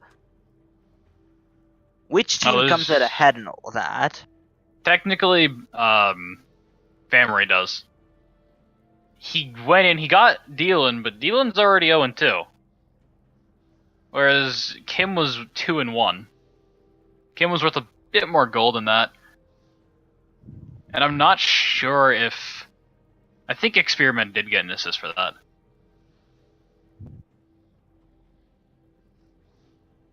Pretty sure that Experiment got an assist for that. I believe enough time had passed for the assist to still be viable at the time. Yeah. Yeah, because... Yeah, Dylan died once just to Kim coming up after his recalling. So he did get the assist for that. So Dylan got the assist. It was pretty much even except for like about 50 to 100 gold. Just about as we approach 8 minutes of pause time, ladies and gentlemen. Wonder if we'll hit 10. I've been wondering, it's been a while since we saw the dragon. Oh, it still hasn't spawned yet. Yeah. Wonder why. The pause is throwing everyone off. That's for sure. The Dylan was down about... He had about half the CS the Experiment had. The gap has stayed the same amount, so it's not as noticeable at this point. It's only down 24. From when he was down, I think he was at 30 to 60. So while that gank definitely helped a lot, he's kept himself going in this top lane. He has, even though it's probably hurt him a lot, he has definitely been, for what it's worth, staying alive when he's needed to. I'm sure he's going to be crying into his pillow after this game, but he survived this lane. I'll give him that. And his team is up 1.5k gold. Yep, not too bad at all. 12.5 minutes in. So if we're looking at all that what just happened, and my best friend here forcing what appears to be a rough 10 minutes of pause time, Jihoon Kim right here. 14 seconds until he's respawned. Who knows how long those 14 seconds will actually last. What do you think he has to do when he respawns? Start farming or keep ganking?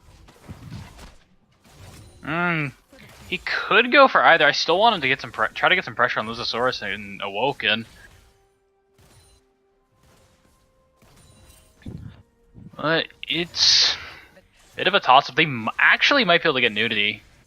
There's not a lot of vision control from FamiREE in their own jungle, especially on that bot side. So Kim does, even if he obviously wouldn't know it, but he does have a ton of ways he can get in. And while Lemonarino's probably not able to take out Nudity on his own, with Kim there as well, it should definitely be possible. Nudity almost gets taken on the mid lane. Not enough damage from Lemonarino. Looks like Grand Challenge is thrown down the top lane as well, but Slice and Dice gets dealing out right in time. We're back. You're kidding me!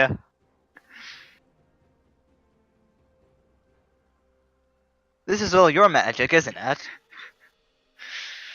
I try. Alright, so I wondered if we were gonna get 10 minutes of pause time, and I said that sarcastically, as if, haha. You got your wish. 5 seconds away. Looks like Kim's picked up a Sightstone to do his ward hop, so he can also contribute to the vision game.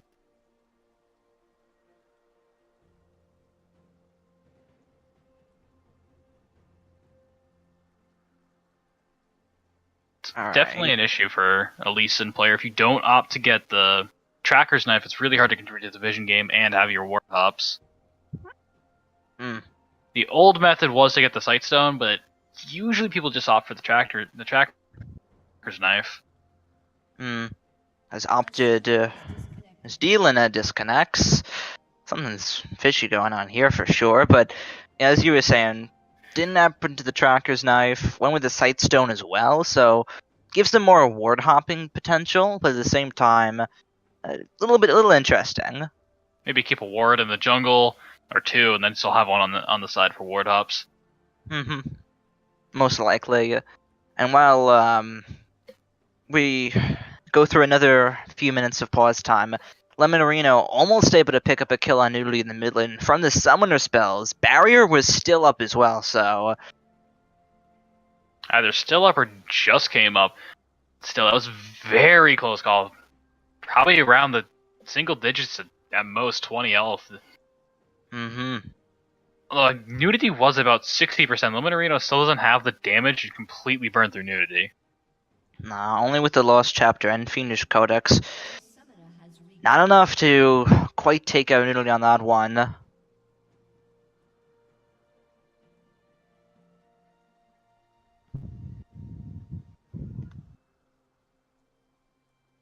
But I think Nudity's also kind of flexed his muscles to the max here in the mid lane. Stopwatch is gone. We saw the turret dive in the mid lane. Neither of them got killed there, and if that wasn't a warning signal, the Lemonarino is definitely starting to get going here. You know, single digit HP, maybe 20 at max, like you said. I think that's definitely the signal that, even though it's 0-1-0, this Lux pick is starting to look scary. Yeah, he hasn't fallen too far behind either. He's still up about 7 CS, so he's definitely not doing bad here. He's only down 600 gold.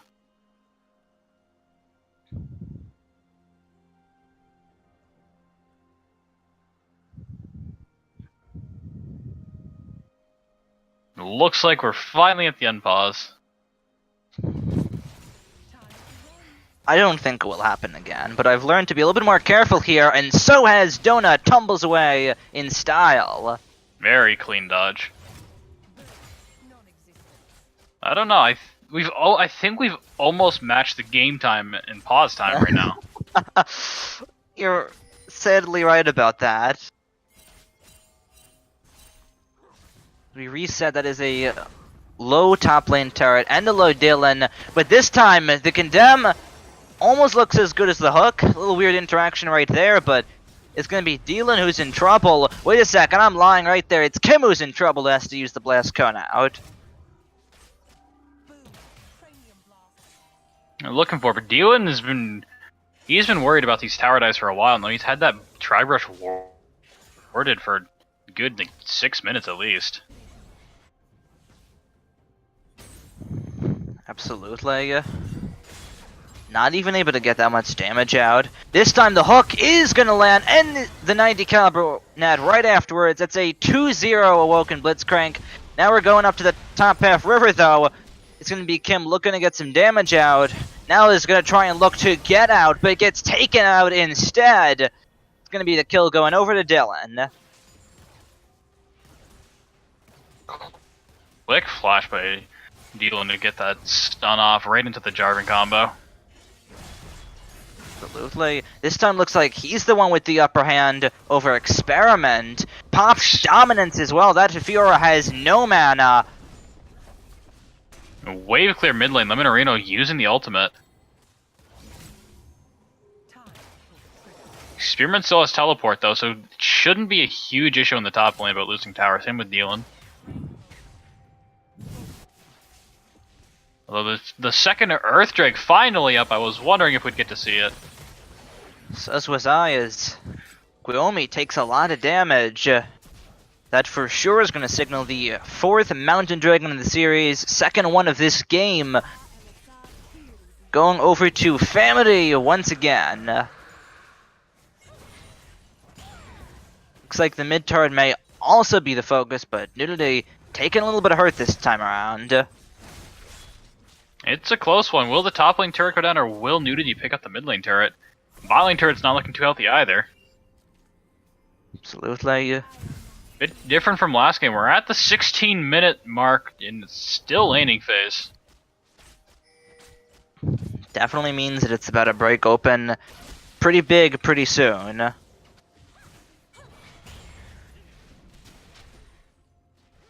FamiREE's got themselves a 2k gold lead just from this. They do have that 4 kill advantage. Now it's going to be the bottom lane turret for FamiREE. Takes a little bit of damage, not too much for sure. Rampage now showing himself on the bottom half. That's going to tell the members of Rawr to back off a little bit. However, here's the lane swap. Gonna look to keep Experiment in the grave as the middle turret does go down. The first turret And over to FamiREE. Nudity wins the 1v1 against the Red. Wins the turret war, the war that matters. Looks like some action's gonna happen in the top lane here as Kim's looking to get something off here.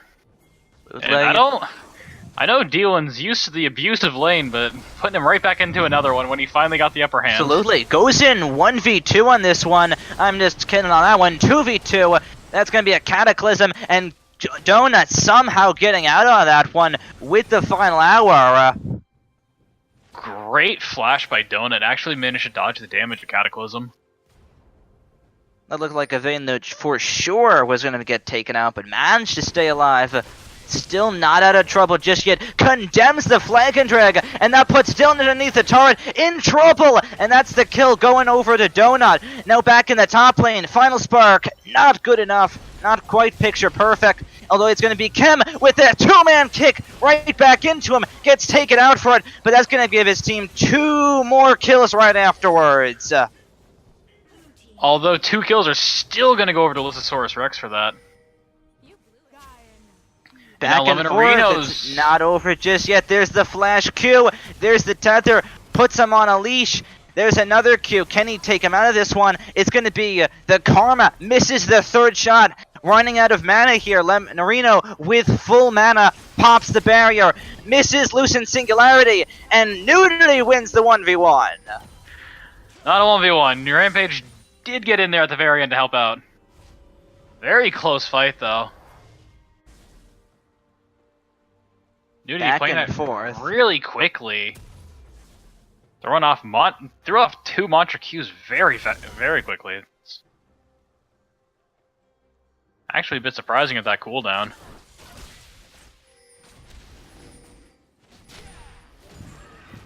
Crazy stuff for sure. Looks like as the pause is wearing out, teams are starting to get back into the game here for sure. Yeah, we've actually had 6 minutes of gameplay. Yeah. A lot more than you would think. The bottom turret finally goes down, but at the same time it is the Rift Herald that FamiREE are going to be able to pick up.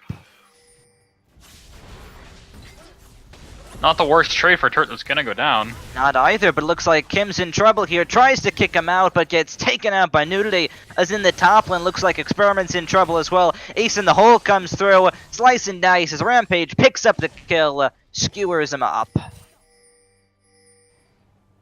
Spearman not respecting that. Alright. Looks like Nudity's ready to tank another turret. Not afraid to do it with the mid turret. Definitely not afraid to do it with the top turret. That's now going to be a 3-to-1 turret advantage for FamiREE. However, the middle lane is being pushed down, and it looks like it will be taken down as well. Riptail dropped in the top lane, though nobody's there to contest this right now. It's only Rampage and Dylan, though. Looks like it might be another turret. Demacian standard throw down as well. That's going to be another turret of the game for FamiREE as Rawr try and shove down the mid lane with the rest of FamiREE right around the corner. They have to get out of this one. And it looks like Dylan and Rampage are get behind Donut. Oh Wyoming. no, that's a fish in a barrel. A Rampage is on a rampage.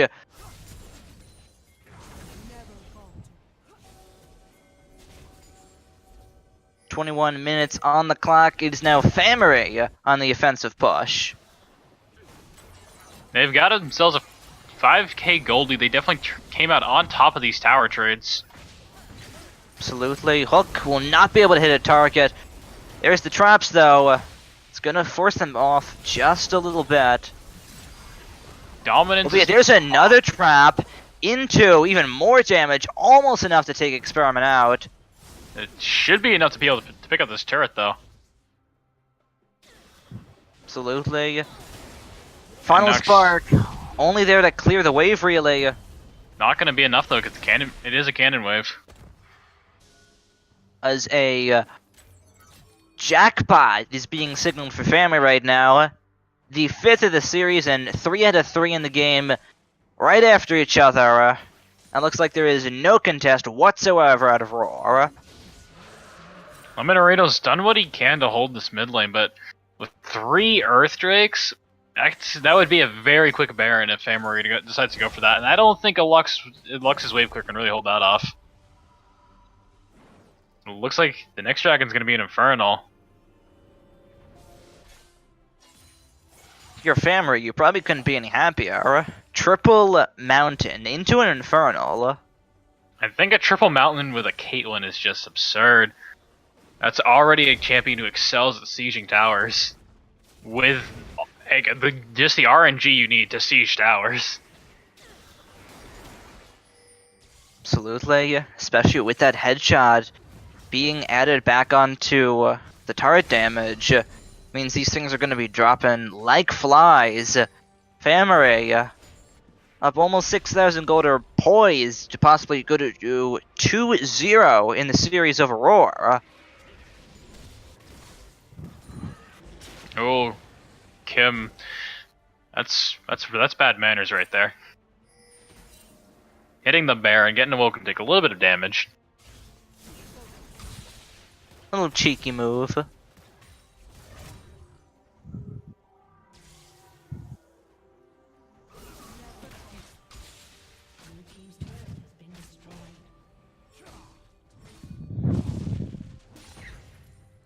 Top tower still almost down. Haven't gone for it just yet. They do actually get. This is some of my mini map still. Looks like the assist ping for FamiREE has gone down by the Baron. I can't blame them. There's not a whole lot for them to take at the moment, so Baron's not a bad call. But at the same time, with Liz right around the side, gets a good chunk of damage out, forcing Kim away.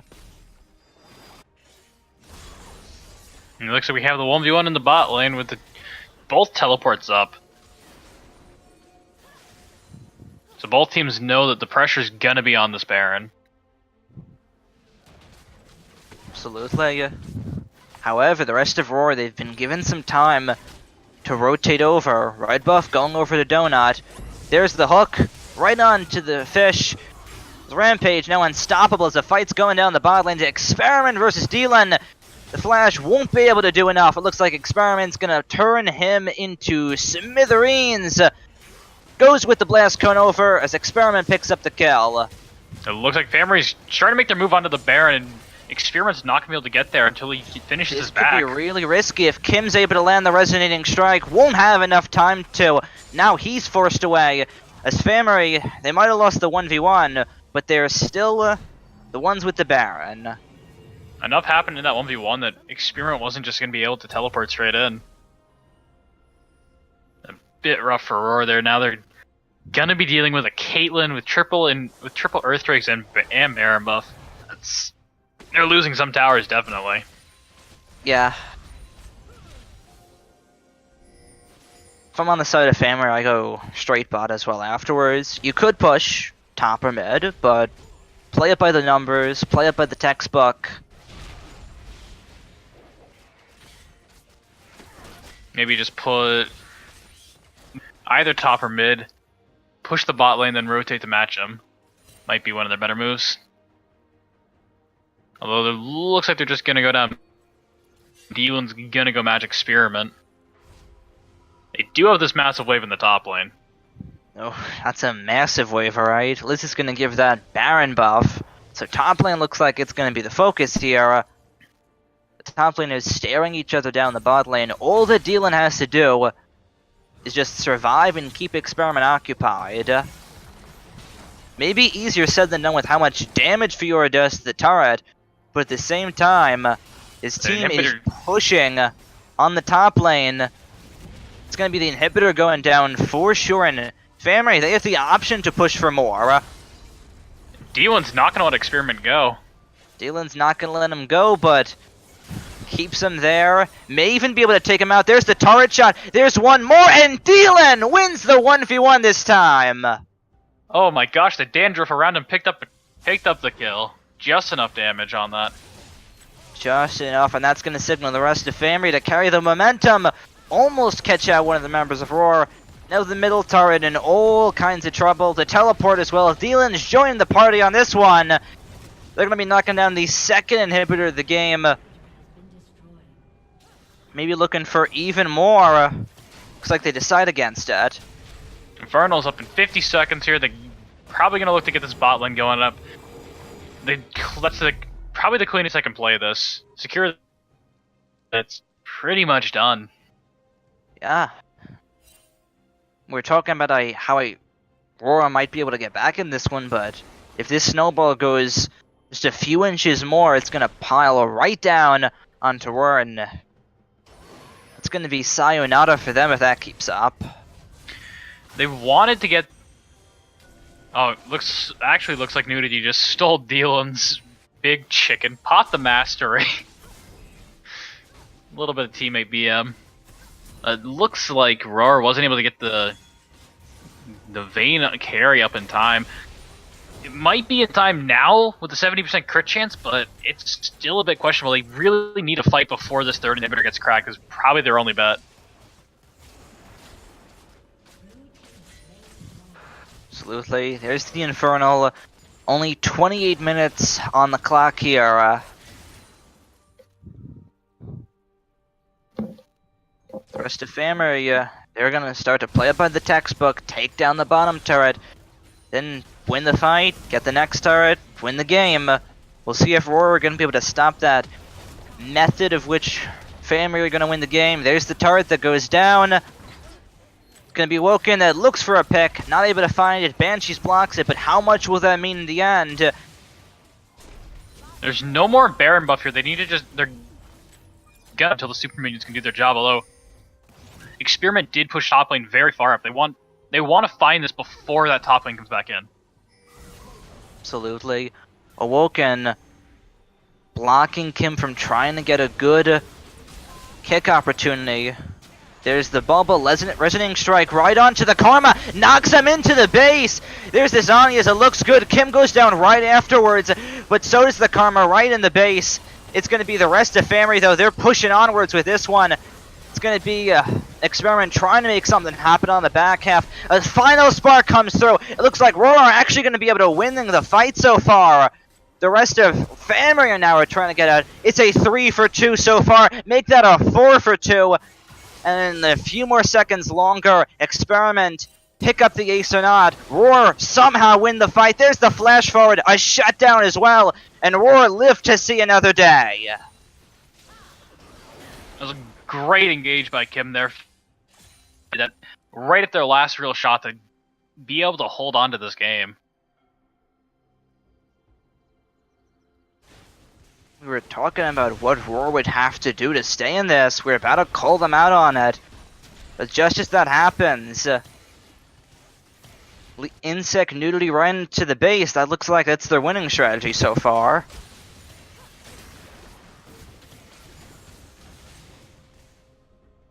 It's like Kim still... I think it's 150 souls. He's only a little past 100, so he doesn't have the long duration on Dark Harvest. But now 3 items finish on this Vayne. With enough crit and attack speed, that could be enough for them to start winning these fights with how much true damage they're going to start putting out. Definitely a possibility. If you're on the side of FamiREE, you want to end this as quickly as possible. But if you're on Rawr, 5 or 10 more minutes may be all that you need in order to turn this on its head.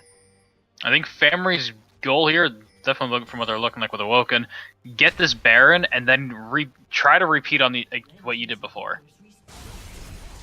I don't really know how much else they have, but this is also Rawr's chance. They're in hit around the time for this Baron, and they're going to be able to contest it. Baron's up in 30 seconds. 1 inhib's already back. 1 inhib's up. The mid one is going to take a little bit more time.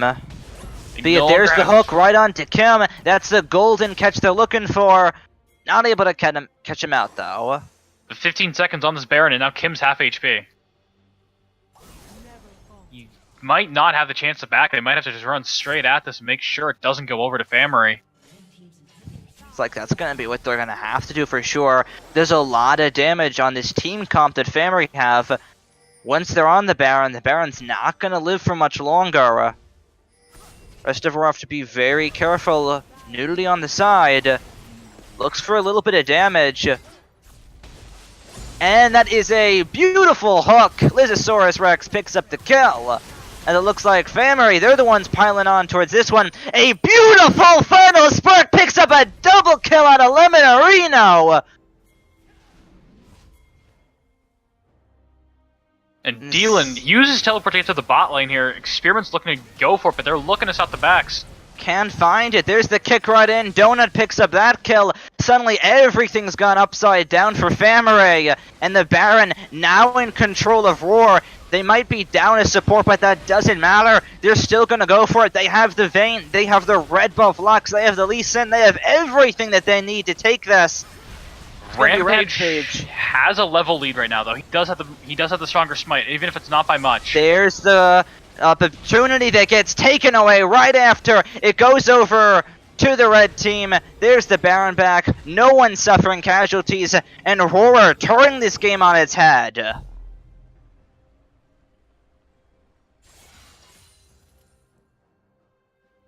And now Gandhi Donut with the QS. That's going to be even harder to catch out here.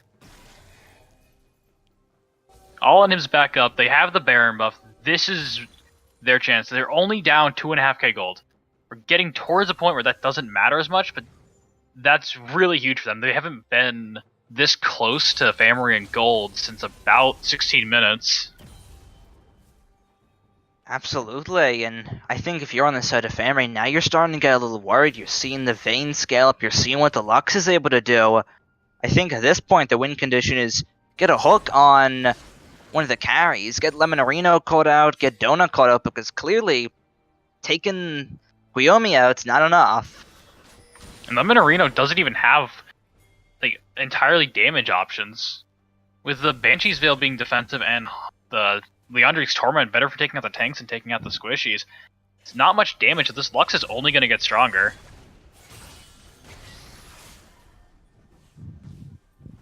Absolutely. We're back to the push in the bot lane.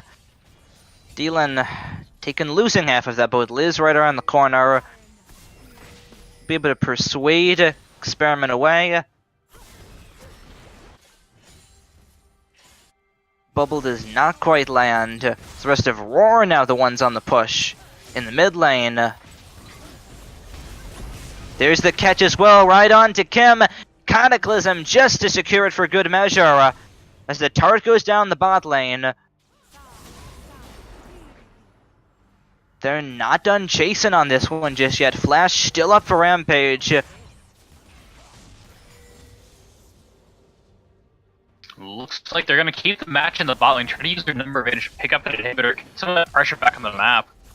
Indeed, there's the flash hook onto the Banshee's Veil. That's not so good. It means that the members of Rawr are going to be able to defend their base on this one. What can Experiment do in this bottom lane, though? Dylan's got to be careful, but can't just let him get the inhibitor for free. There's the Grand Challenge thrown down. The inhibitor will go down for sure. The Experiment continues to push onwards. But two inhibitors are going to go down mid and tops. It's actually going to be pretty solid for FamiREE because bot lane's the lane they want to keep this pressure in. Absolutely. You have to remember that Rawr, they were 2 inhibitors down before, and they were still able to come back into this one. Now the final dragon, before Elder, used to be the Ocean Dragon.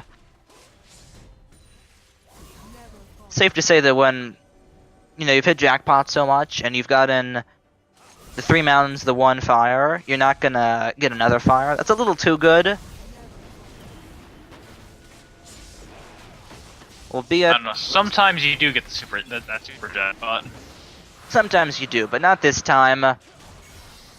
May not be the perfect dragon, but FamiREE certainly will take it to maintain their very, very good dragon count as the blue buff cheekily gets taken away but awoken.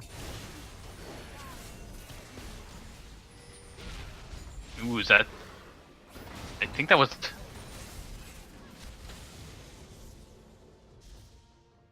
Not sure why FamiREE's looking to get this mid pressure.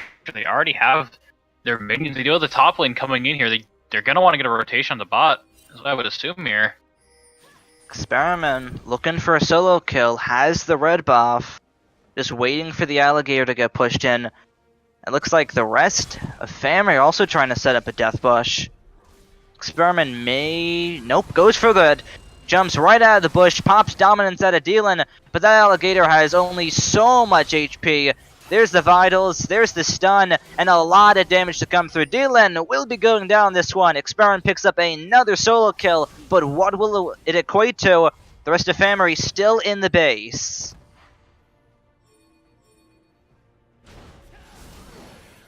FamiREE really needs to realize at this point there's nothing they can pick up in mid lane. The only thing that's there are the champions holding the lane. Absolutely, and it looks like Awoken now. Looks like he's the one in trouble. Has a lot of health with all the shields. There's the Q. There's the kick back into the team and right into the damage out of Donut. That's now 2 men dead for FamiREE. Rawr are by no means out of this. In fact, it looks like they're very possible in a position to win it.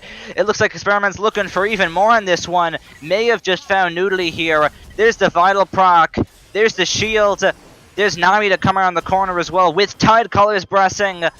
It may not matter at all. Noodly, can he get out of this one? No, he can't. It looks like Rampage might be in trouble right now. That Fiora doing all sorts of work. 19 to 18 on the scoreboard. And Rawr one's now in full control. Ooh, and Experiment also going back in for that blue buff. Steals it away as well. Spear lunges right in. Looks like he's going to continue in the fight as well. Gets a shutdown kill. Now Liz might be in trouble. There's Dylan on the side. Experiment finally goes down after causing so much trouble for FamiREE, but has done so much work for his team. And we're looking at the 3rd Baron up in 50 seconds.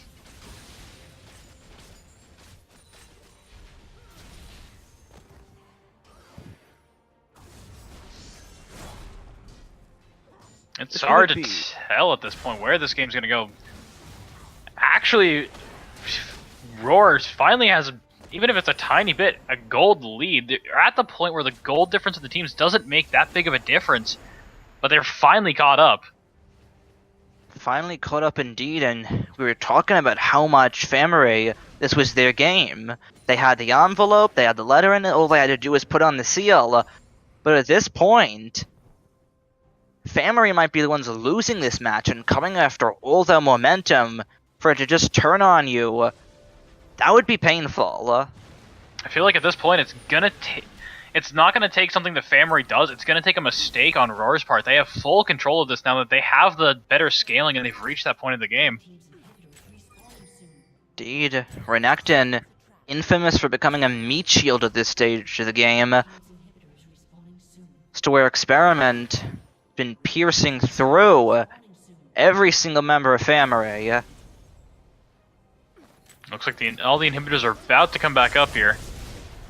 There's the hook in as well. That was a really good catch, but can they secure the kill? Ace in the hole does not do enough damage. Ooh, that would have been the mistake that FamiREE needed. But great flash by Donut, reacting in time right before the knock-up hit to get over the wall and get out. Absolutely. FamiREE are really looking to bait this Baron out and try to get the pick that they need to win this game. They can get it on the jungler, that would be good. But Kim, making sure to play it safe, throwing them over from the tri-bush. Just be careful. Hook does not land on towards him.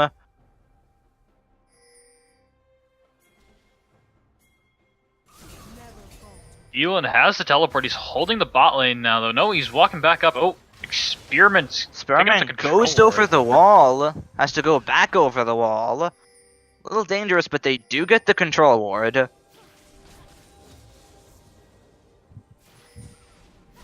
You can now at least get some vision on this.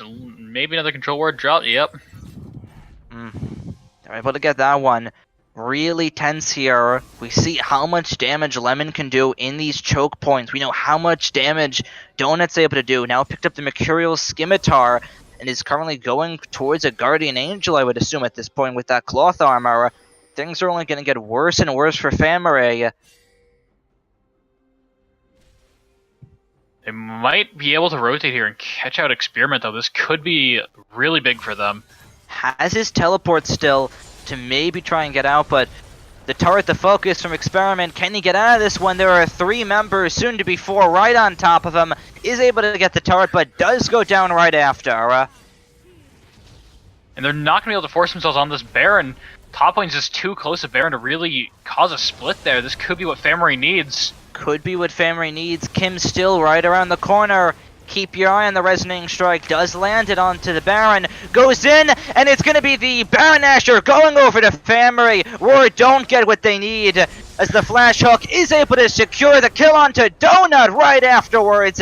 FamiREE might have found exactly what they needed. Experiment dead up in 30 seconds. Donut dead for 50. Infernal or Elder Dragon now live. See what they try to go for here. They have the option to either pick up both the inhibitors at the very least here. They're going for the inhibitors. Not sure if they're going to be able to end this. A hook could be what decides it though. A hook might just be what decides it. 3 members left up on Rawr. Kim, Lemon, Guillaume. What can they do against the Experiment backup as well? 20 seconds on Donut. Looks like it's going to be FamiREE looking for the last base turret of the game. Experiment goes in, goes out right afterwards. And the hook straight after onto Kim. That's going to be able to secure a kill as a huge final spark does so much damage, but does it do enough? Looks like it won't. FamiREE, we almost counted them out of it for a second. Hold on a second, wait a second. Donut's trying to make something happen on the back half. Has so much damage with his Vayne pick at this stage of the game. Takes out Liz, but the Nexus will go down. It was a close one for sure, but FamiREE go 2-0 in the series. Incredibly close one. Donut spawning at the end, almost as getting that almost as going in for the pentakill on that. That was just some solid cleanup, but it wasn't going to be in time as they focused down that Nexus. So they knew they might not get another chance to go to step foot in that base. Really close stuff. Rawr were so close to being able to turn that around and possibly the entire series to go with it. FamiREE would have been heartbroken if they lost a game like that, where they were, frankly, in full control 90% of the game, but just enough was on the side of FamiREE to make sure that didn't happen. You're seeing that gold chart. Very high gold lead for FamiREE. Drops completely back down to be even. Before finally they manage to claw it back together. Definitely for a game where they had full control. The win was right in front of them. It was Rawr's last chance, and Rawr managed to capitalize on it and almost take the game back entirely. Absolutely. FamiREE definitely looking like a really good team so far. They were Rawr when they were playing against Space Lotus, but Space Lotus beat them, weren't able to take out one of the top teams. Now against Rawr, they put their foot down and they pick up their first win in Darkstar Gaming.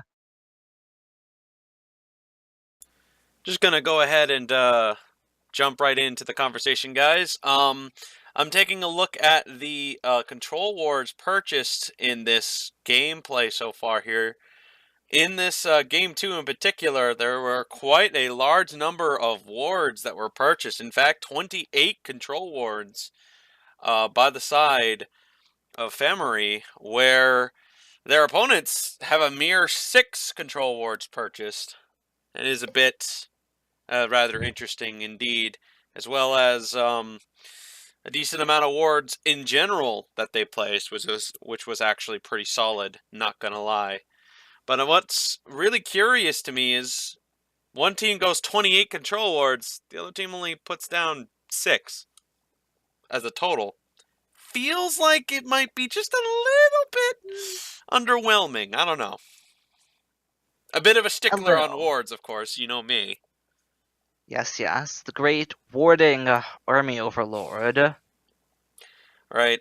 I'm also going to take a look at the damage chart so far here. It looks like Fiora went 35.3 damage, the highest one, statistically speaking, for everybody's interest here. Lots of damage coming out of the Fiora. Even, Vayne only went 15.3 damage that game, too, which is also very interesting. To be fair, I while watching what Vayne was doing, it was like, I believe Gandhi Donut had a score of 0-1-1, like 20-something minutes into the game. So the goal for Rawr was definitely to let Gandhi Donut get... Gandhi Donut could just kill them all. I would expect almost no damage out of the Vayne until that point. Mm-hmm. And from what I can gather as well from the purchase order too, seems to be quite the pretty much basic stuff out of all the categories here. But if you take a look at the item purchases order for Blitzcrank, almost every single time he backed, he got a control ward, if not two. I find that very amusing. He That's the always had a mark of slot a for good control ward. support. Oh That is boy, the yes. mark. That's how you know you've become a support, is when you buy one on every back. When you're especially if you're that kind of support to take future market, just so you can go into debt for your vision. Gotta pay out your mortgage payments just to get that next control ward. I sold my firstborn for this ward. I hope you like it. Well, what a heck of a finale here, as everything looked all but certain until that, that Baron secure by, like everything looked just about certain except for that one ace, and then the Baron secure shortly after that for Rawr. They just looked like they were just about ready to bring the game to a nice area where they could possibly just win it from there. But then the next Baron secure by FamiREE led to the next team fight being 100% in their benefit, as well as the Vayne kill and Fiora kill as well. So that was just heck of a finale between both teams, honestly. Heck of a finale. It was completely going in Rawr's favor, but FamiREE managed to find the picks that they needed at the very end to close that game off with a win. They played Absolutely. so dominantly for that whole first half of the game. I feel like they got a little too eager for the end when it was right in front of them, and that ended up with Rawr almost turning that around. That is very true. At least you can kind of feel that anyway from the way that game went. Anyway, I'm He's going to go right ahead and work there. on the pots right now, boys. I'll be done hopefully pretty soon. Alright. Even though this is audience participation, and we don't actually have the final say, I'm going to have to ask you, Fred Ferguson, on this one. If you were to give MVP to one of the members of FamiREE, who would you give it to? Or I should have done Potts. I really did really well that game, but the top laner in me wants to give it to Deal, and he played well in the Nar, but he suffered in game 2. Okay. I can kind of get behind that, honestly. I support that type of deal. I definitely felt that Rampage was a really strong jungler, although I didn't see him do too much in the later halves of the game. Well, just to finish up real quick, I already placed the pots in the Twitch chat. Take a look at who you guys think is on. You guys can already drop your votes as well into the player of the series of your pick. I'll go ahead and drop mine as well. And I'm not gonna lie here. I'm going for the person who drops that many control wards. Backs every time, grabs a control ward. That's my fan favorite every time. I can't vote for Guillaume though. What the hell is this? Okay. So, we're all split on the desk then, because I'm voting not for Awoken and not for Dylan. I'm voting for Rampage on this one because I feel his jungle pressure was really good. He was consistent throughout both of the games. He did what he needed to do, and really he made, I think, the least mistakes out of all the FamiREE members. Definitely, especially when the game was going out of their favor. Rampage was still, I think, 7-1. He only had the one death, even when everyone else had about 3 or 4. Well, for the folks at home who are probably looking at the chart from their position, here is a more on-the-nose, accurate, straight out of the display capture look from the votes from where we're looking at right now. And it looks like the people seem to have spoken, because it looks like Awoken is now currently out in front with 6 votes. Just so everybody knows, I will begin the countdown momentarily for the finalization in a brief moment. But until then, we are waiting a little bit longer to see if there's any last swinging opinions for Rampage or Diluun. So it's very interesting, honestly, to see what kind of turnabout we'll get here. Once again, the straw poll in the chat room. Thank you again, Diluun, for dropping that. If you count down from like 10 and not 30, says says Buckfama. All right, fine. Okay. I won't count from 30. I'll count from a shorter number, considering the fact that Awoken is 6 votes ahead right now. Alright. So I'll do the countdown in about a short time. Alright, I'm gonna point something out to the audience here. If you can resonate with it or not, and resonate with what Fred Fredersen is feeling, given the player of the series to Dylan here, if that so happens to be the case, that means that Dylan will be the first ever top laner to become a pot. Little interesting tidbit of knowledge as we're almost entering week 4. Week 4 and still no top laner. No. It's gotta be those Yasuo bans. Gotta be. It's gotta be those Yasuo Vans. Alright, I'm going to do the final countdown for if Awoken does secure the pot. We'll be bringing him into the interview. I'm going to do the countdown right now. 10, 9, 8, 7, 6, 5, 4, 3, 2, 1. And that just about secures it here. Awoken has won the MVP here. Looks like the Ward Master has managed to sweep it for now. Enough people seem to have backed my warding perspective, so I'm very happy about that. But anyway, let's take a look at the situation currently with his interview. You both ready for that interview with Awoken? Absolutely. Okay, I'm going to bring him into the lobby right now, folks, so he can get on to that interview. But anyway, great cast. Just going to say that a little bit on air, but I'll also say it afterwards. Great cast. Okay, let's take a look at, let's see what Awoken's got to say here. Brought him right into the casting room here. Ladies and gentlemen, FamiREE Awoken here live in the, casting room. Awoken, gotta ask real quick, does the chair feel comfy?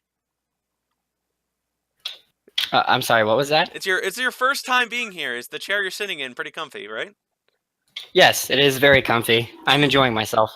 Good. That's very much needed. Anyway, so we have some questions for you in particular, but Blaze, would you like to start with the questions? I'll absolutely love to start with the questions. You being voted as the player of the series here on support makes you the 3rd support in the Darkstar Gaming League of Legends tournament to join Cronenberg and Cap in the support role as a player of the series. How does it feel? It feels good. Like, I like the fact that supports are getting a lot of recognition for what they're doing. Like, I'm always around warding, making sure that my team has vision to do what needs to be done. So it feels nice. It feels great. Well, some warding standards I want to, since we're on the topic, are quite interesting for you in Pacific. There are a lot of supports as of late that have been just kind of grabbing some wards. But the warding that I've seen you doing so far is every single time you are back in your base, you make sure that a control ward is in your back pocket. Heck, you even grab 2, if not 3, just to be certain. And that's very admirable. It's like the classic Season 7 type of warding thing, you know, without the zombified ward. What is your opinion on backing every single time and grabbing a control ward? I feel it's needed. Like, if you want to get objectives like Baron or Dragon, like, if you don't have a control ward to deny them vision, you take a chance on them coming in and possibly stealing, if not, like, acing your team, and I don't want that to happen, so I make sure that I have control wards and I deny them as much vision as possible. So, as it currently stands, 81 wards is the highest ward amount, happened to be for Darkstar Gaming's current record for warding in general. What is your opinion on 81 wards, and do you think you could possibly ever get to a point where you could get that yourself? Absolutely. I feel like at the moment, with him holding it, he can have it, but I will eventually beat it. That I like the sentiment. I feel pretty confident the way you've been playing so far. It definitely shows signs of approaching such a feat. I believe that. Sounds pretty good. Anyone else have any extra questions for him before we go on to the final questions of this at this time? So I see you pulled up the Blitzcrank here, and they were banning out supports against you beforehand. Is this a new pickup here? You haven't been pulling out here because it seems like something that should have been respected in the ban phase. It's something I don't pick very often because I take a lot of pride in my Thresh, and they realized that, so they made sure that I was denied completely of the Thresh. So I figured as a alternative pick, Blitz would be good because it's something that nobody was expecting yet, and as you can see, they weren't respecting it, and I punished them for it. That's very true, and once again gonna also add that I really like that you said that we've been Darkstar Gaming has been a lot more talking about wards and the importances of that. Me specifically, I'm glad that you noticed that I've noticed what you do. A little bit sorry, just to steal a spotlight, just only for a brief bit of time. My final question for you here is, so from my understanding of FamiREE, they are now 1-for-1 on the record board. They've got themselves their first win here against their opponent. I heard a bit of a rumor that you guys have actually scrimmed against Rawr a few times, and I was also hearing that it's been a couple of good games for your side. So I want to know exactly what the mentality was when it came down to that very sharp spike in gold when they ended up getting the ace in that last matchup. Like, what was everybody thinking and feeling at that time when it just seemed like Rawr was about ready to turn some things around? We went and got a little worried at first because like we were playing like very confidently throughout the match, and then all of a sudden we realized that if we don't position ourselves properly, that they're just going to keep acing us over and over again, especially with Fiora being as strong as she was. So we just had to tone it down a little bit, reassess what we are wanting to do, and then just go for it. And that's what we did. Definitely worked out very nicely when you ended up catching the Fiora and the Vayne out during the final moments of the game. Later led to J4 end up moving behind the Nexus, making some really genuinely good closure. And it's very nice to see that when momentum starts to be taken away from you, you just kind of rob just enough of that momentum to just make the game finished. And honestly, that was well thanks to you in particular, let alone your teammates. But anyway, FamiREE Awoken here, ladies and gentlemen. Thank you very much for showing up for this interview, Awoken. I really appreciate that. Thank you. It's my pleasure. All right, well, doors over on the left. Make sure you don't go to the right. Some people sometimes accidentally go to the right trying to leave, and it's actually the door to the left. Thank you, though, for stopping by. I really appreciate it. It might surprise you, but the right is actually not right. It's wrong. Well, anyway, Woken, thank you very much. We'll see you. All right, see ya. Okay, ladies and gentlemen, I think we are about ready to bring on the closure of everything, so let's go ahead and do so. My name is Army Overlord, and I was your cameraman. And my name is Blaze, and I was your play-by-play. And I am Fred Frederson, the new Kellercaster here. Yep, and we are quite happy that you guys have enjoyed this contest of willpower. Let's hope that in the next matchup to come, we'll be seeing some more great things happen. Ladies and gentlemen, there's going to be a heck of a week for you tomorrow, I heard, and I'm going to have to make sure, because I was wrong last time, have to absolutely make sure that this is correct information. If I'm wrong, I will double check later on, but PM me if you have any sharp critiques you have for me. What I'm going to say is it looks like there's going to be 6 games next week coming around here. A couple of double games, I believe one on Tuesday, I believe another on Wednesday.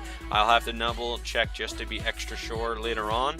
But a lot of games going on tomorrow, starting with Monday's game. Let's see how everything kind of comes around here. I'm going to be corrected probably right now, as I probably have people furiously typing at me for stop saying things that might or might not happen. Well, anyway, bottom line here, folks, thank you very much for watching for the most part, and don't forget to drop a follow for the channel. And if you want to continue supporting us more directly, subscribing to this channel would be fantastic, as well as any donations. Making Darkstar Gaming stronger as a whole will, in the long run, make us better for every single option and availability. That being said, guys, good night. We'll see you guys next time. And I hope the camera work today was actually very good, because I feel like I did a pretty good job. I don't know. Little boasting on my part. Anyway, guys, good night.